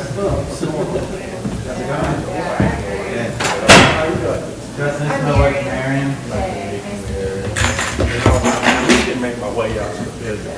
Every time I pass by, it's always full. I heard great things about it. Is that where the pizza is? And in Flat Rock. And a flat rock. Yeah, we have pizzas at both those locations. Okay. And hopefully right here. And so, is there a partnership with, I think I was talking to you about this. West First, we used to be partners. Okay. So, yeah, so Scott and I were partners from 2005 until, I think, 2022. Okay. And then Scott still owns West First and I own Bakers. Okay, So, see, I didn't know. I think I was talking to you. Yeah. A lot of people have no idea that we're not partners anymore. Okay. Some people never knew we were partners. So, yeah. Except for the pizza. Okay.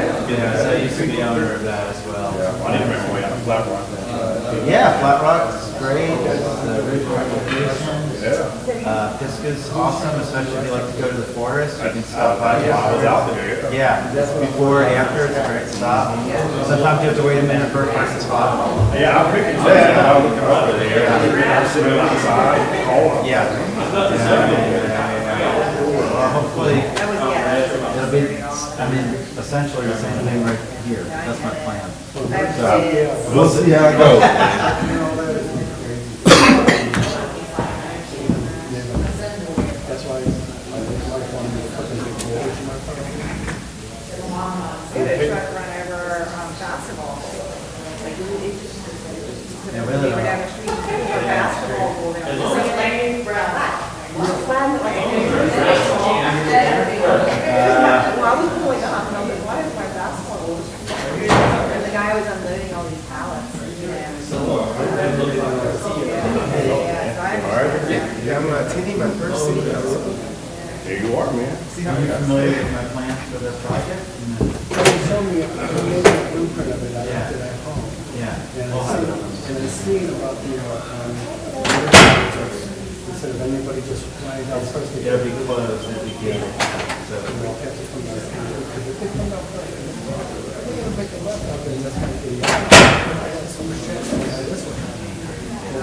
You better for them to- so your road is essentially, that's what I'm saying, your road is, I didn't really actually realize that until we had the zoning. And then these guys with tractor trailers are watching their phone, sitting in the GPS object. And I have like 3 GPSs for tractor trailers. You know, and they would tell me which way to go, where I'm at. They think that road will take them. You know, and you can't even go up to CBS and make them right. That's supposed to be no trucks either. You know, and they, sometimes.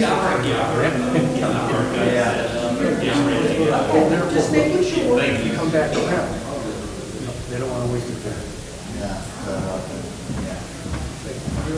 I say that, let me Make sure it works. I'll get people to come and go down my street, and I'm going 20. I only gotta go 3 houses. Why don't you guys do 80? Because you figure once you come around that bend where you wanna be, then that shoots you down the train tracks. There's a traffic trailer that got, there's a corner up on 10 minutes wide. They got came down the street, it was a big stretch.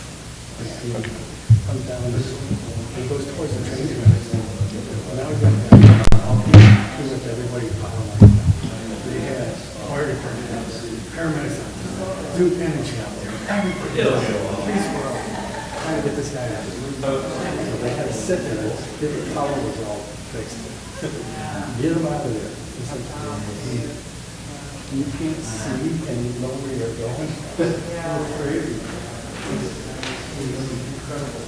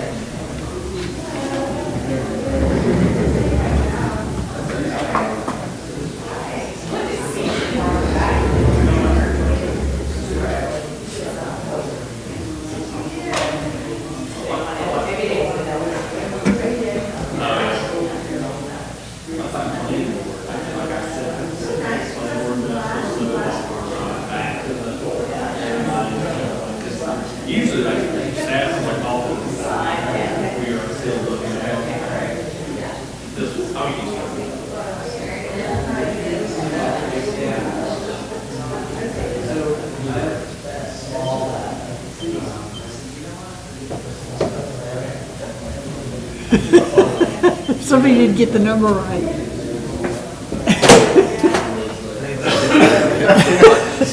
Like, how many times have I put this in? I know what the code is. My fingers got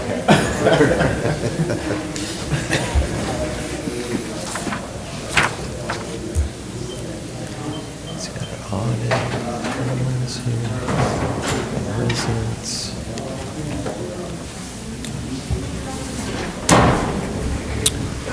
I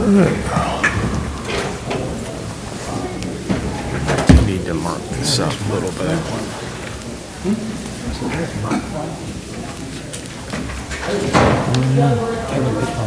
Did George, is George here? Is George here? I don't see him. I don't either. Maybe he didn't make it. Well, he was gonna wait until next week to their meeting.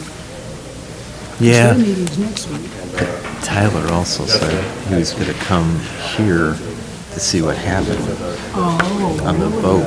Yeah, and he didn't want to be recognized.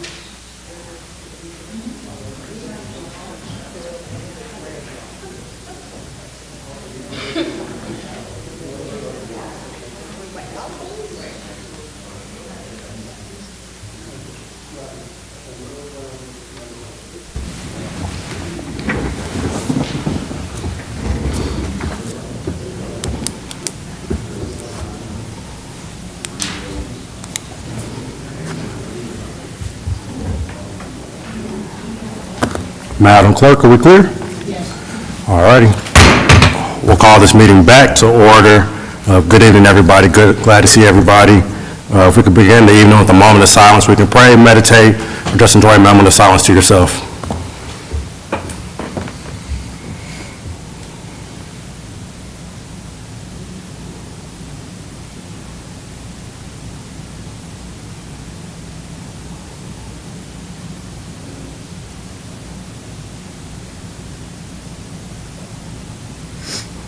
Thank you. If you all stand and join me in the Pledge of Allegiance. I pledge allegiance to the flag of the United States of America and to the republic for which it stands, one nation, under God, indivisible, with liberty and justice for all. Thank you. Okay, moving into public comment. I don't have anybody signed up. Is there anybody that wishes to speak that did not get a chance to sign up? All righty, hearing and seeing none. Moving on to the approval of the minutes, council. Any corrections, additions, or deletions to the minutes presented? Okay, is there a motion to approve the minutes as presented? Make a motion. Okay, we have a motion to approve the minutes as presented. Is there a second? Second. Okay, we have a motion and a second to approve the minutes. Any discussion? Hearing none, all those in favor of approving the minutes, say aye.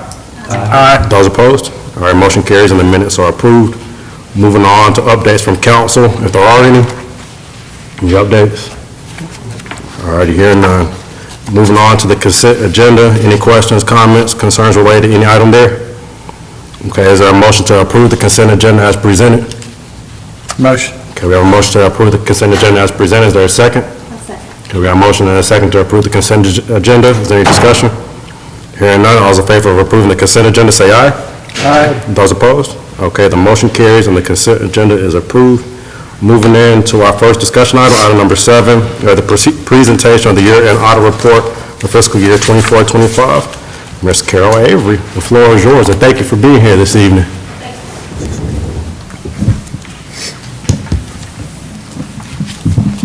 The town's audit has been sent to the LGC, and it has been approved. And I think everybody has a copy of the audit, and I'm going to go over the highlights. Okay. And then if y'all have any questions. The general fund is your main operating fund, and at the end of the year, you had $11,221,810 in cash. That's approximately a $612,000 increase from the prior year. Of that, $561,000 is restricted for streets by PAL bill, and $21,641 is restricted for public safety. And then your total assets were $12,577,013, which is an increase of about $951,000. And the increase is due to the increase in cash, and also there's a due from your Hurricane Helene fund, back and forth. Your fund balance at the end of the year was $12,434,617, which is an increase of $934,000, and that's your net income for the year. Your total revenue was $10,049,578, which is slightly less than the prior year by about $11,000. Your ad valorem taxes were up about $78,000. Some grants were down about $101, and the biggest decrease was in land use permits of $167,000. I think the year before you had a large land use permit.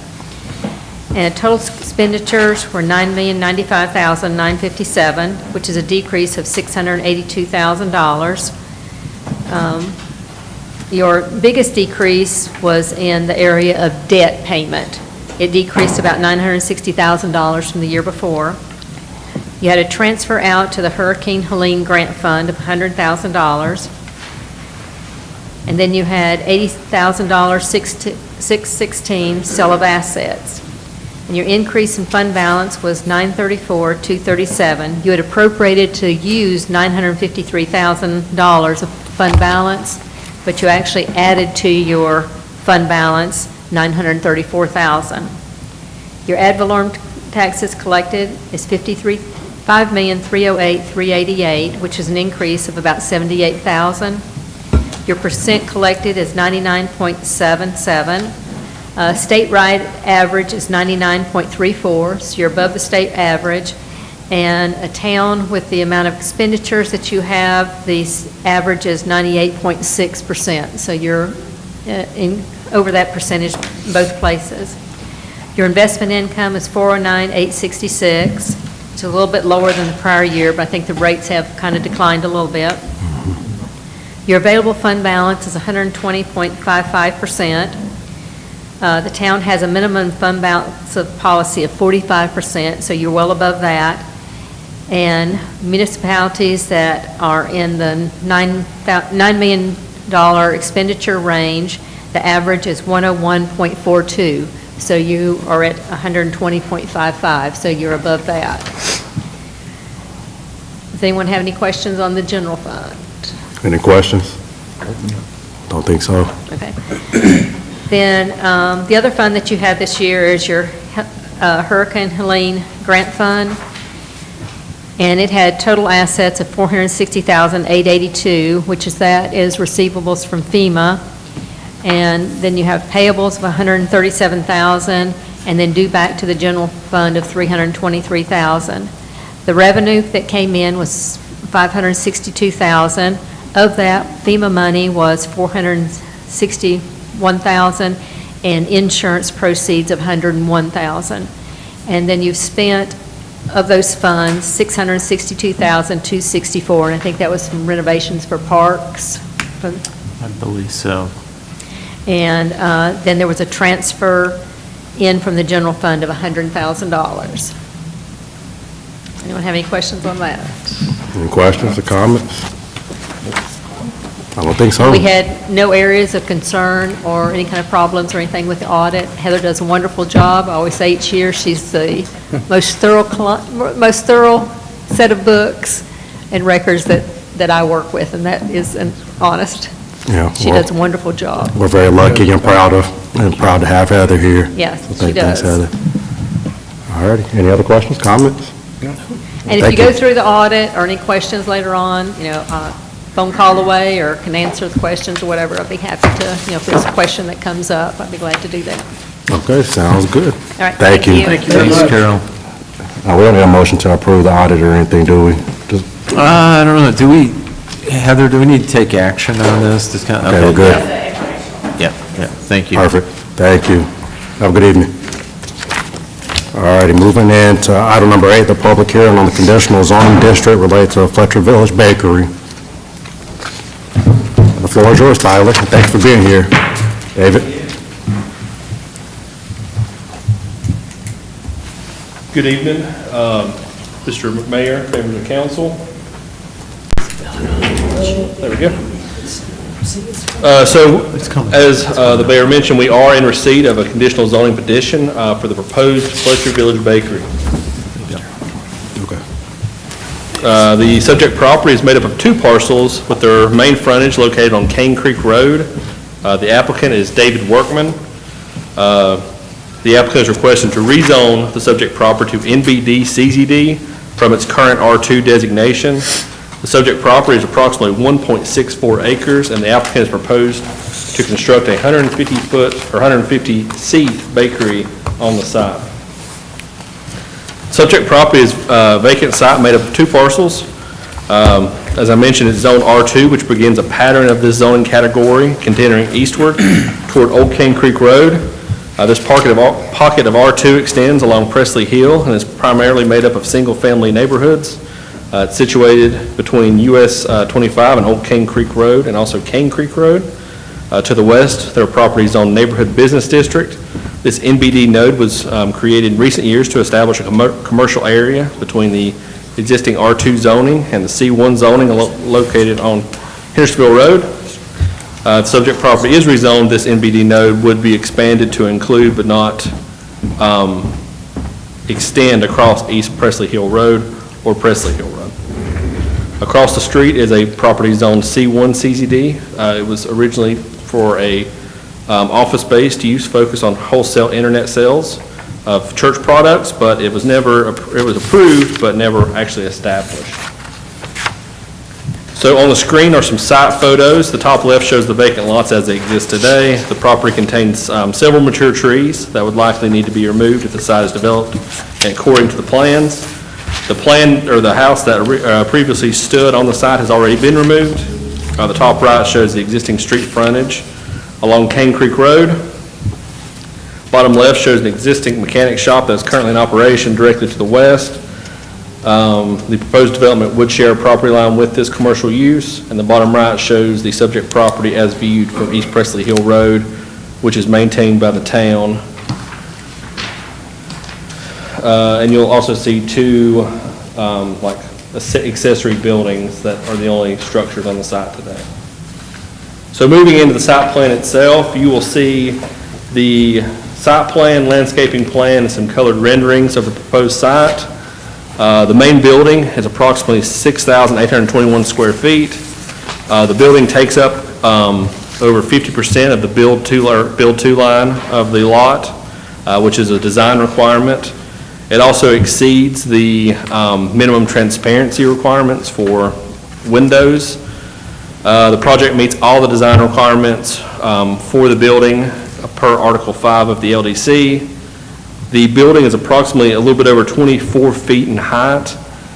Of the 150 feet or 150 seats that are proposed would be inside and outside.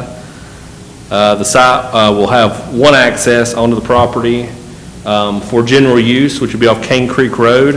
There'll also be a second access onto East Presley Hill, but that will be for emergency services only and will be gated So the normal public would not use that. Sidewalks are provided along most of the frontage of the property boundary. There is an area where they're not showing sidewalks, and if approved, their plan is to go back before the planning board to do a fee in lieu instead, but that is not technically a part of this process, and if approved, they would go through that process at a later date. So there were no conditions proposed by the planning board, also no conditions proposed by the developer.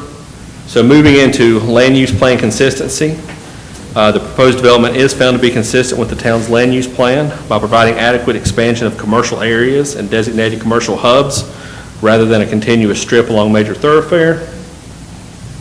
Moving into the planning board's recommendation,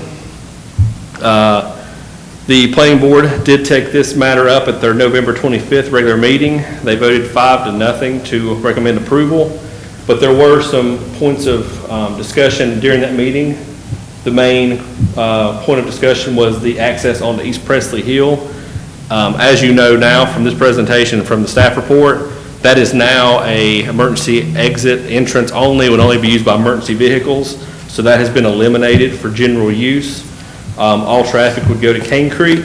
There was also a concern about light pollution, and then also adequate buffering between the headlights of the parking lot and also the adjacent residences.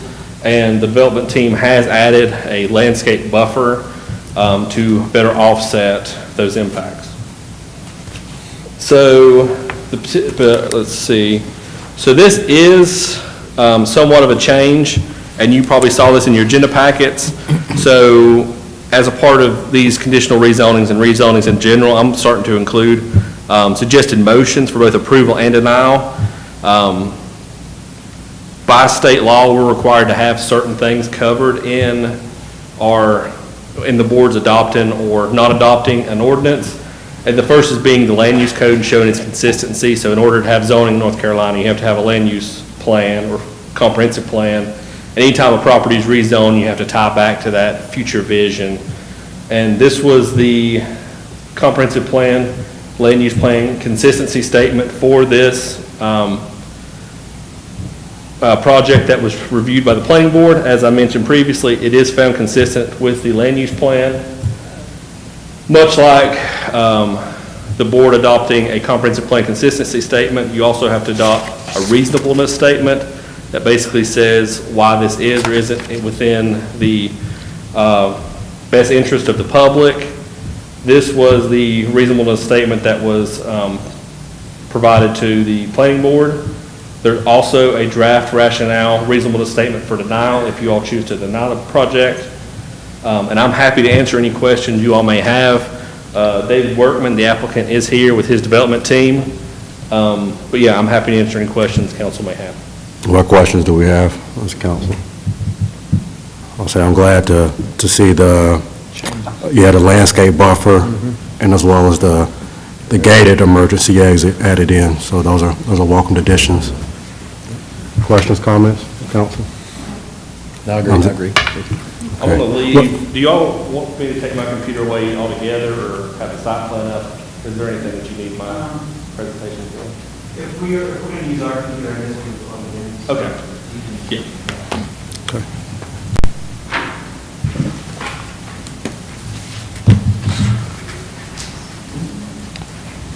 Thank you for being here this evening, too. Hey, thank you guys very much. Can you hear me okay? We can hear you great. Thank you. Well, my name's David Workman. I'm the developer on the project. I appreciate you taking the time to listen to my request today.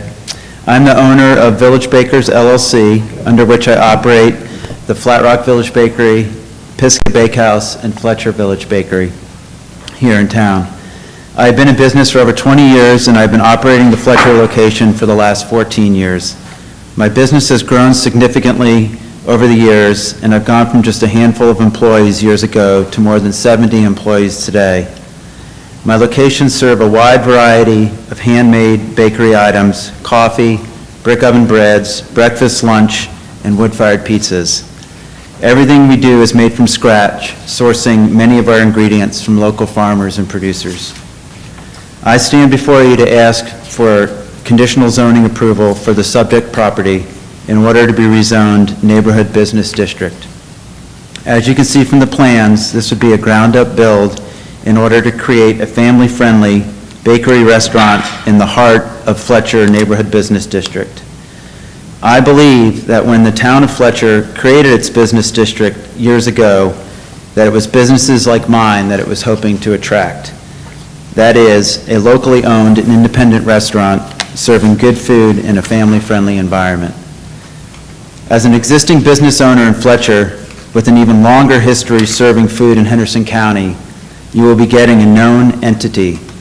I am simply trying to move less than a mile down the road from my existing location. If this project is not approved, who knows what concept the next developer might bring to this property. With me, you know what you're going to get. In my opinion, Fletcher desperately needs more locally owned restaurants, especially in the neighborhood business district, to create the small-town feel that Fletcher has been trying to achieve. Fletcher is seeing a huge increase in the housing units being built every year. As I watch more and more housing go up in town, I can't help but wonder, where is this growing population going out to eat? It must be Asheville and Hendersonville, because there just aren't many options here in Fletcher right now. With the growth of housing units in Fletcher, I believe it is necessary to also encourage the development of locally owned restaurants and businesses. This will create amenities right here in town so the population can stay, dine, and shop in Fletcher and not have to leave town to do it. And I believe that this was one of the goals of creating the neighborhood business district rezoning years ago, to make Fletcher a genuine small town with lots of great amenities for its residents. I feel that I have found the perfect location on Cane Creek Road to move my business. It has the space needed to grow and create a fun, family-friendly environment for the people of Fletcher to enjoy for years to come. If you have looked at the plans, you will see that we have designed a beautiful building using natural elements like wood and stone. We have also created a large outdoor dining area with green spaces that will be great for families to bring their kids and for people to meet their friends and see their neighbors. The site plan has taken into account the need for parking and has also been thoughtful about adding landscaping features and green spaces that will help this project blend into the neighborhood. In addition, we'll be adding much-needed sidewalks around the property. Therefore, I believe this will be a much-needed amenity to the town of Fletcher. My goal with this location is to be open 7 days a week for breakfast, lunch, and dinner. I do hope to build a brick oven and bring our very popular wood-fired pizzas to the location, and by doing so, to expand on the menu offerings and hours that I currently offer at the Fletcher Village Bakery now. A few years ago, as Tyler mentioned, Town Council rezoned the block of properties next to my subject property, Neighborhood Business District. So rezoning this property would be a continuity of that zoning change. So in conclusion, I really hope you will approve my conditional zoning request and give me the opportunity to build a beautiful family-friendly restaurant in your neighborhood. So thank you. I think Erin's going to try to show some Yeah, we 3D, yeah, maybe she's already got them up. We brought the 3D model just to kind of illustrate the overall scale of the project and what's happening across the site. Yeah. Hey, do you mind handing her the microphone just to make sure everybody can hear? Yeah. Thank you. Hello, I'm Erin Foy. I'm one of the architects that have worked on the project. So, let's see if I can do this one-handed. This is the view. This is Cane Creek Road right here, and this is just the general kind of 3D representation illustrating the scale of the project and then also the materials that we are intending to use. This would be obviously what most people see as you come in. And then around the back is where we have the this outdoor dining, and we have service and deliveries and the dumpsters, and kind of all of this activity will be a little bit screened from the main thoroughfare up front. And then, yeah, like they mentioned, we've added more buffering from the neighboring houses, the residential area, and then this area back here will only be emergency access. So, Perfect. What, questions, comments do we have? What's the little building right there? The small little building, what is that? My idea with that was to have a little ice cream house shed, basically, and have that open on evenings, probably in season, busy season, do homemade ice cream and kind of serve it out of that building. Nice. That's a good question. So, What other questions or comments do we have? Hearing none. Thank you all for the okay. presentation. Thank Now you we- guys very, very much. Thanks for listening. Absolutely. So now we just need to have a public hearing. Is there a motion to enter a public hearing for the conditional rezoning request? Make motion. Okay, we have a motion to enter a public hearing. Do we have a second? Second. Okay, we have a motion and a second. Any discussion? Hearing none, all those in favor say aye. Aye. Those opposed? All right, we are in the public hearing, and we have one gentleman signed up, Mr. Glenn Weber. If you want to come to the podium, when you get to the podium, just say your name, your address. After that, your 3 minutes will begin when the clerk is ready, and just make sure you speak clearly into the microphone, please. And thank you for being here, Mr. Weber. Well, they have sort of answered most of my questions, because they did make some changes from the Planning Commission. Can you hear me? Yes, sir. Yes, sir. Okay. Because I can't hear myself. Anyhow, I'm Glenn Weber. I live at 17 Tanner Oaks Drive. My concern was, and I think you sort of solved it, is that we didn't, at least I didn't want to see any traffic go out on East Presley Hill Road. I wonder how is that gate going to operate? Is there some kind of button they push inside and open up a gate for emergency vehicles? Well, one, I'll say there's no obligation for anybody to respond, but two, I'm not sure we have that specifically answered. I'd imagine it would work with some kind of mechanism, maybe a code. I don't know yet. Okay. And then I want to go off just a little bit. I had one other comment is, I think the town should consider sidewalk from the new development on Old Cane Creek to the town hall. That would help. I would think that would promote walking, which would be, and then you could, I know you can't do it all at once because there's still building out there, but you could do it in stages, you know. And I think it wouldn't be too much of a budget thing. You seem to be getting more money now, so you might consider a sidewalk. And even that, you could, I recommend it on that new development side too, if you could do it there. I think that would be wise, because then you could probably get some of those people to walk, at least walk their dog, you know. So, it's just something I had in mind. So I think that's all my comments right now. So, All righty, sir. thank you very much. Thank you for your comments, Mr. Weber. Thank you, Mr. Webb. Okay, that was the only person we had signed up, but is there anybody else that wishes to speak during the public hearing? And if I could just comment real briefly, there is sidewalk requirement for the development. Right. But I think they're going to be petitioning For for a fee in lieu. of, and I don't know if Tyler wanted to. So they're building basically the sidewalk that would interact with the business the most. So it's going to be on Cane Creek Road, it'll be some on East Presley Hill, and then some on Presley Hill, where you get kind of to the bottom corner where the exit for the mechanic shop is on Presley Hill.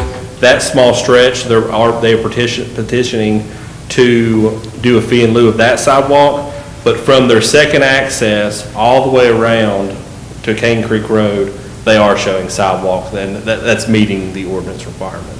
Okay, thank you. Thanks. Thanks for flagging that, Mark. Yeah. Okay, anybody else that wishes to speak during the public hearing? All right, do we have a motion to close the public hearing? Make the motion. Okay, we have a motion to close the public hearing. Is there a second? Second. Okay, a motion and a second to close the public hearing. Any discussion? Hearing none, all those in favor of closing public hearing, say aye. Aye. Those opposed? All right, we are outside of public hearing. And if there's no more discussion from council, there's two suggested motions in front of you. There's one for approval and there's one for denial. Just make sure we say all the language in whichever motion you suggest. So if anybody wants to make a motion to approve or deny, by all means. I can. I'll make that motion. All right, bear with me, folks. Reading here.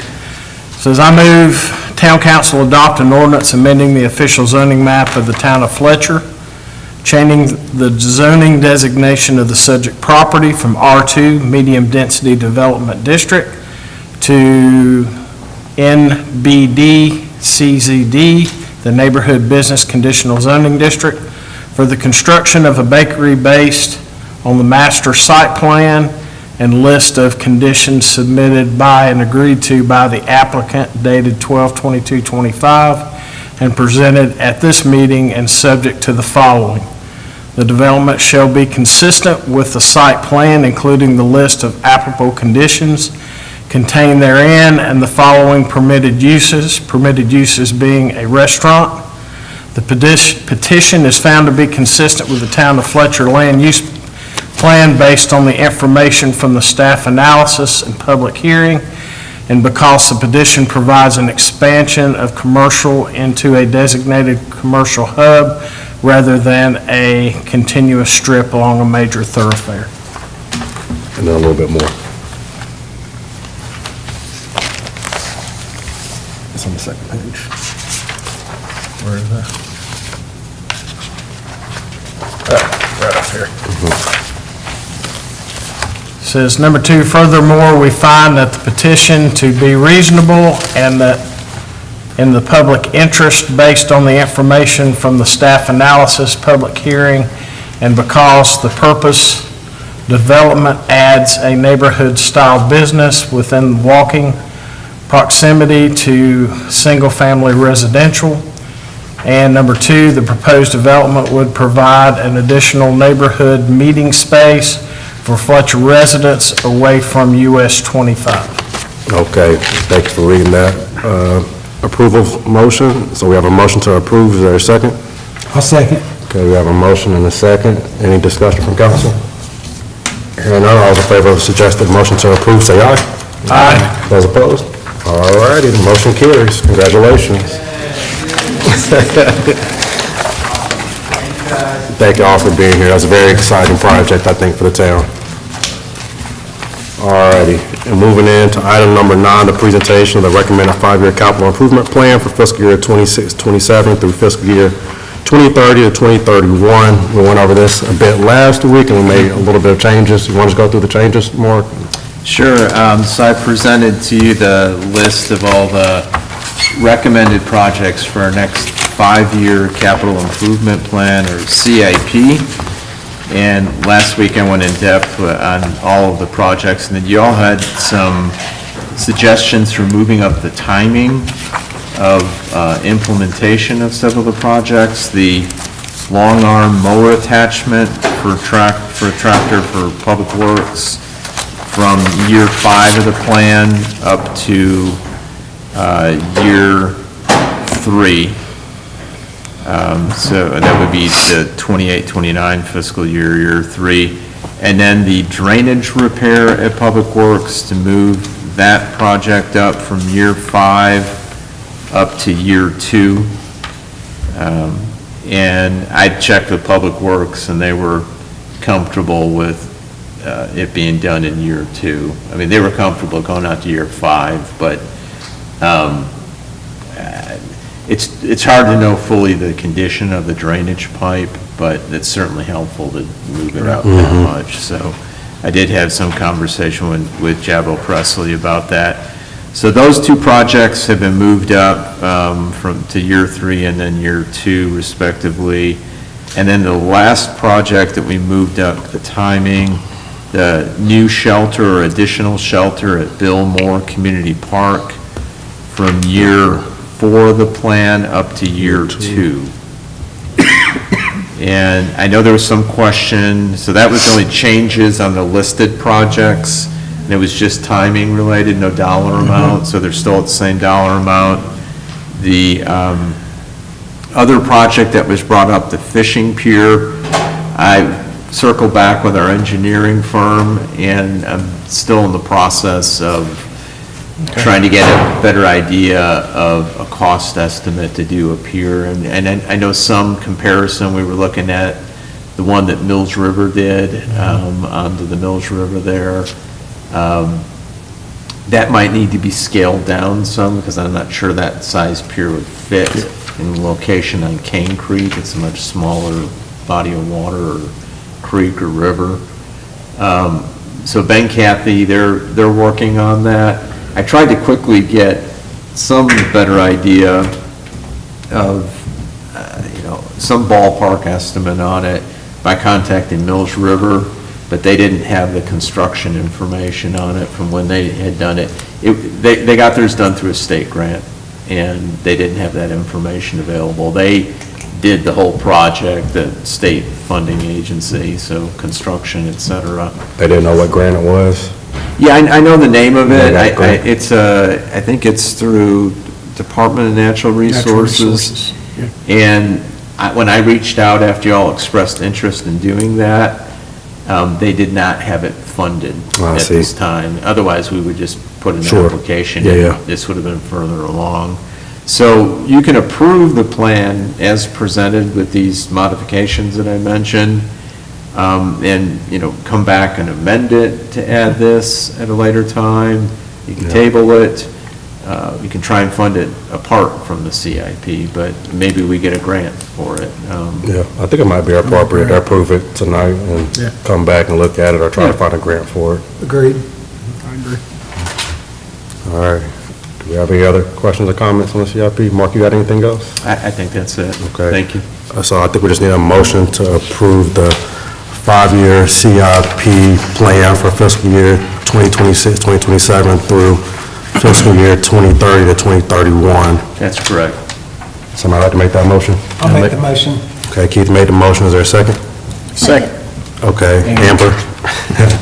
Here we have a motion and a second to approve the CIP plan. Is there any discussion? All right, hearing none, all those in favor of approving the CIP plan, say aye. Aye. Those opposed? All right, the motion is approved and the CIP plan is approved. Thank you, Mark. Thank you, Mark. Thank you. And it's going on to your... And thank you to our staff who did a lot thank of y'all work on also, this. yeah. They did a great job of submitting reasonable, I thought, requests and well-documented cost-wise. Yeah. We'll bid all these projects. Sure. That need to be based on procurement requirements. And thanks all department heads working on that. Yes, All right. thanks. Going on to your town manager's report. Okay, I know I covered most of these. I had one other thing on here, but I mentioned the state revolving fund application for the sewer project for those 3 streets off of Fanning Bridge Road, and unfortunately, we were turned down, and it was special Helene funding, and we didn't have enough storm-related damage over there as opposed to other applicants. But following up on that and related to like some of the information you heard about the audit and our fund balance policy on the amount of money we keep for unassigned fund balance, which is unrestricted fund balance monies that's available for really any public purpose that's eligible. And I'm going to be working next month on a report to y'all to consider possibly using all or a portion of some of the unassigned fund balance monies to look at continuing that project off of Westfeld, North Hudson, and Dogwood Terrace. So I think, at least from a staff perspective, that would be something important to consider, and it would be an eligible project per our fund balance policy, one of several. So I'll be coming back with that. Last week, just a reminder, we talked about council meetings from February and having some conflict with council chambers not being available because of the Board of Elections using it. And And there are some classes going on with the multipurpose room, but you're just going to remember you decide to do one meeting, so we've got just the regular meeting, February 9th in February. It'll be up in the multipurpose room. Let's see, I gave you a little information on some of the code enforcement efforts on the Super 8 motel.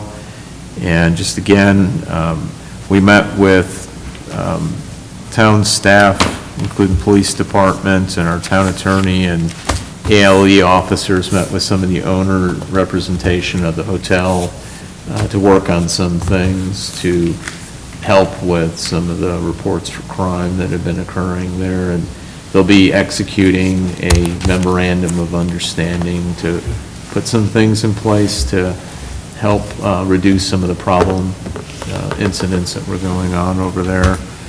So, and they're already seeing some improvement in the stipulations that they put in place, so that's good. I've heard that from the police department. And if you have any questions as this progresses, please ask, and we'll probably have an update some point in the future. And then the last thing I was going to mention, Christine already has set up our spring shred event. So, great opportunity for the public to come out and shred documents at no cost to them. It'll be in April, so this is a little early notice, but we'll give other updates and promote it. But Saturday, pardon me? And pill drop too? Yes, yeah, we'll do the medication or pill drop, we call it, with the police department, yes. Thanks for mentioning that. So that'll be Saturday, April the 25th. So April the 25th from 9 a.m. to noon in the south parking lot where we've typically done it. So that's been a nice service to the public to have that. Of course, we've been doing the fall event. We started a couple of years ago in partnership with First Citizens Bank, and that's been going well. So those were all the updates I had. Any questions? Questions, yeah. Well done, and thanks, Christine. I'm sure you're working on the shred event. Thank you. It's best to get ahead of the game, otherwise everything gets filled up. So- Yeah, thank you. Appreciate it. Okay, any other business from council? All right, hearing none, do we have a motion to adjourn? Make a motion. We have a motion to adjourn, is there a second? Second. Okay, we have a motion and a second to adjourn, any discussion? Hearing none, all those in favor of adjourning say aye. Aye. Those opposed? We are adjourned. All right, thank you.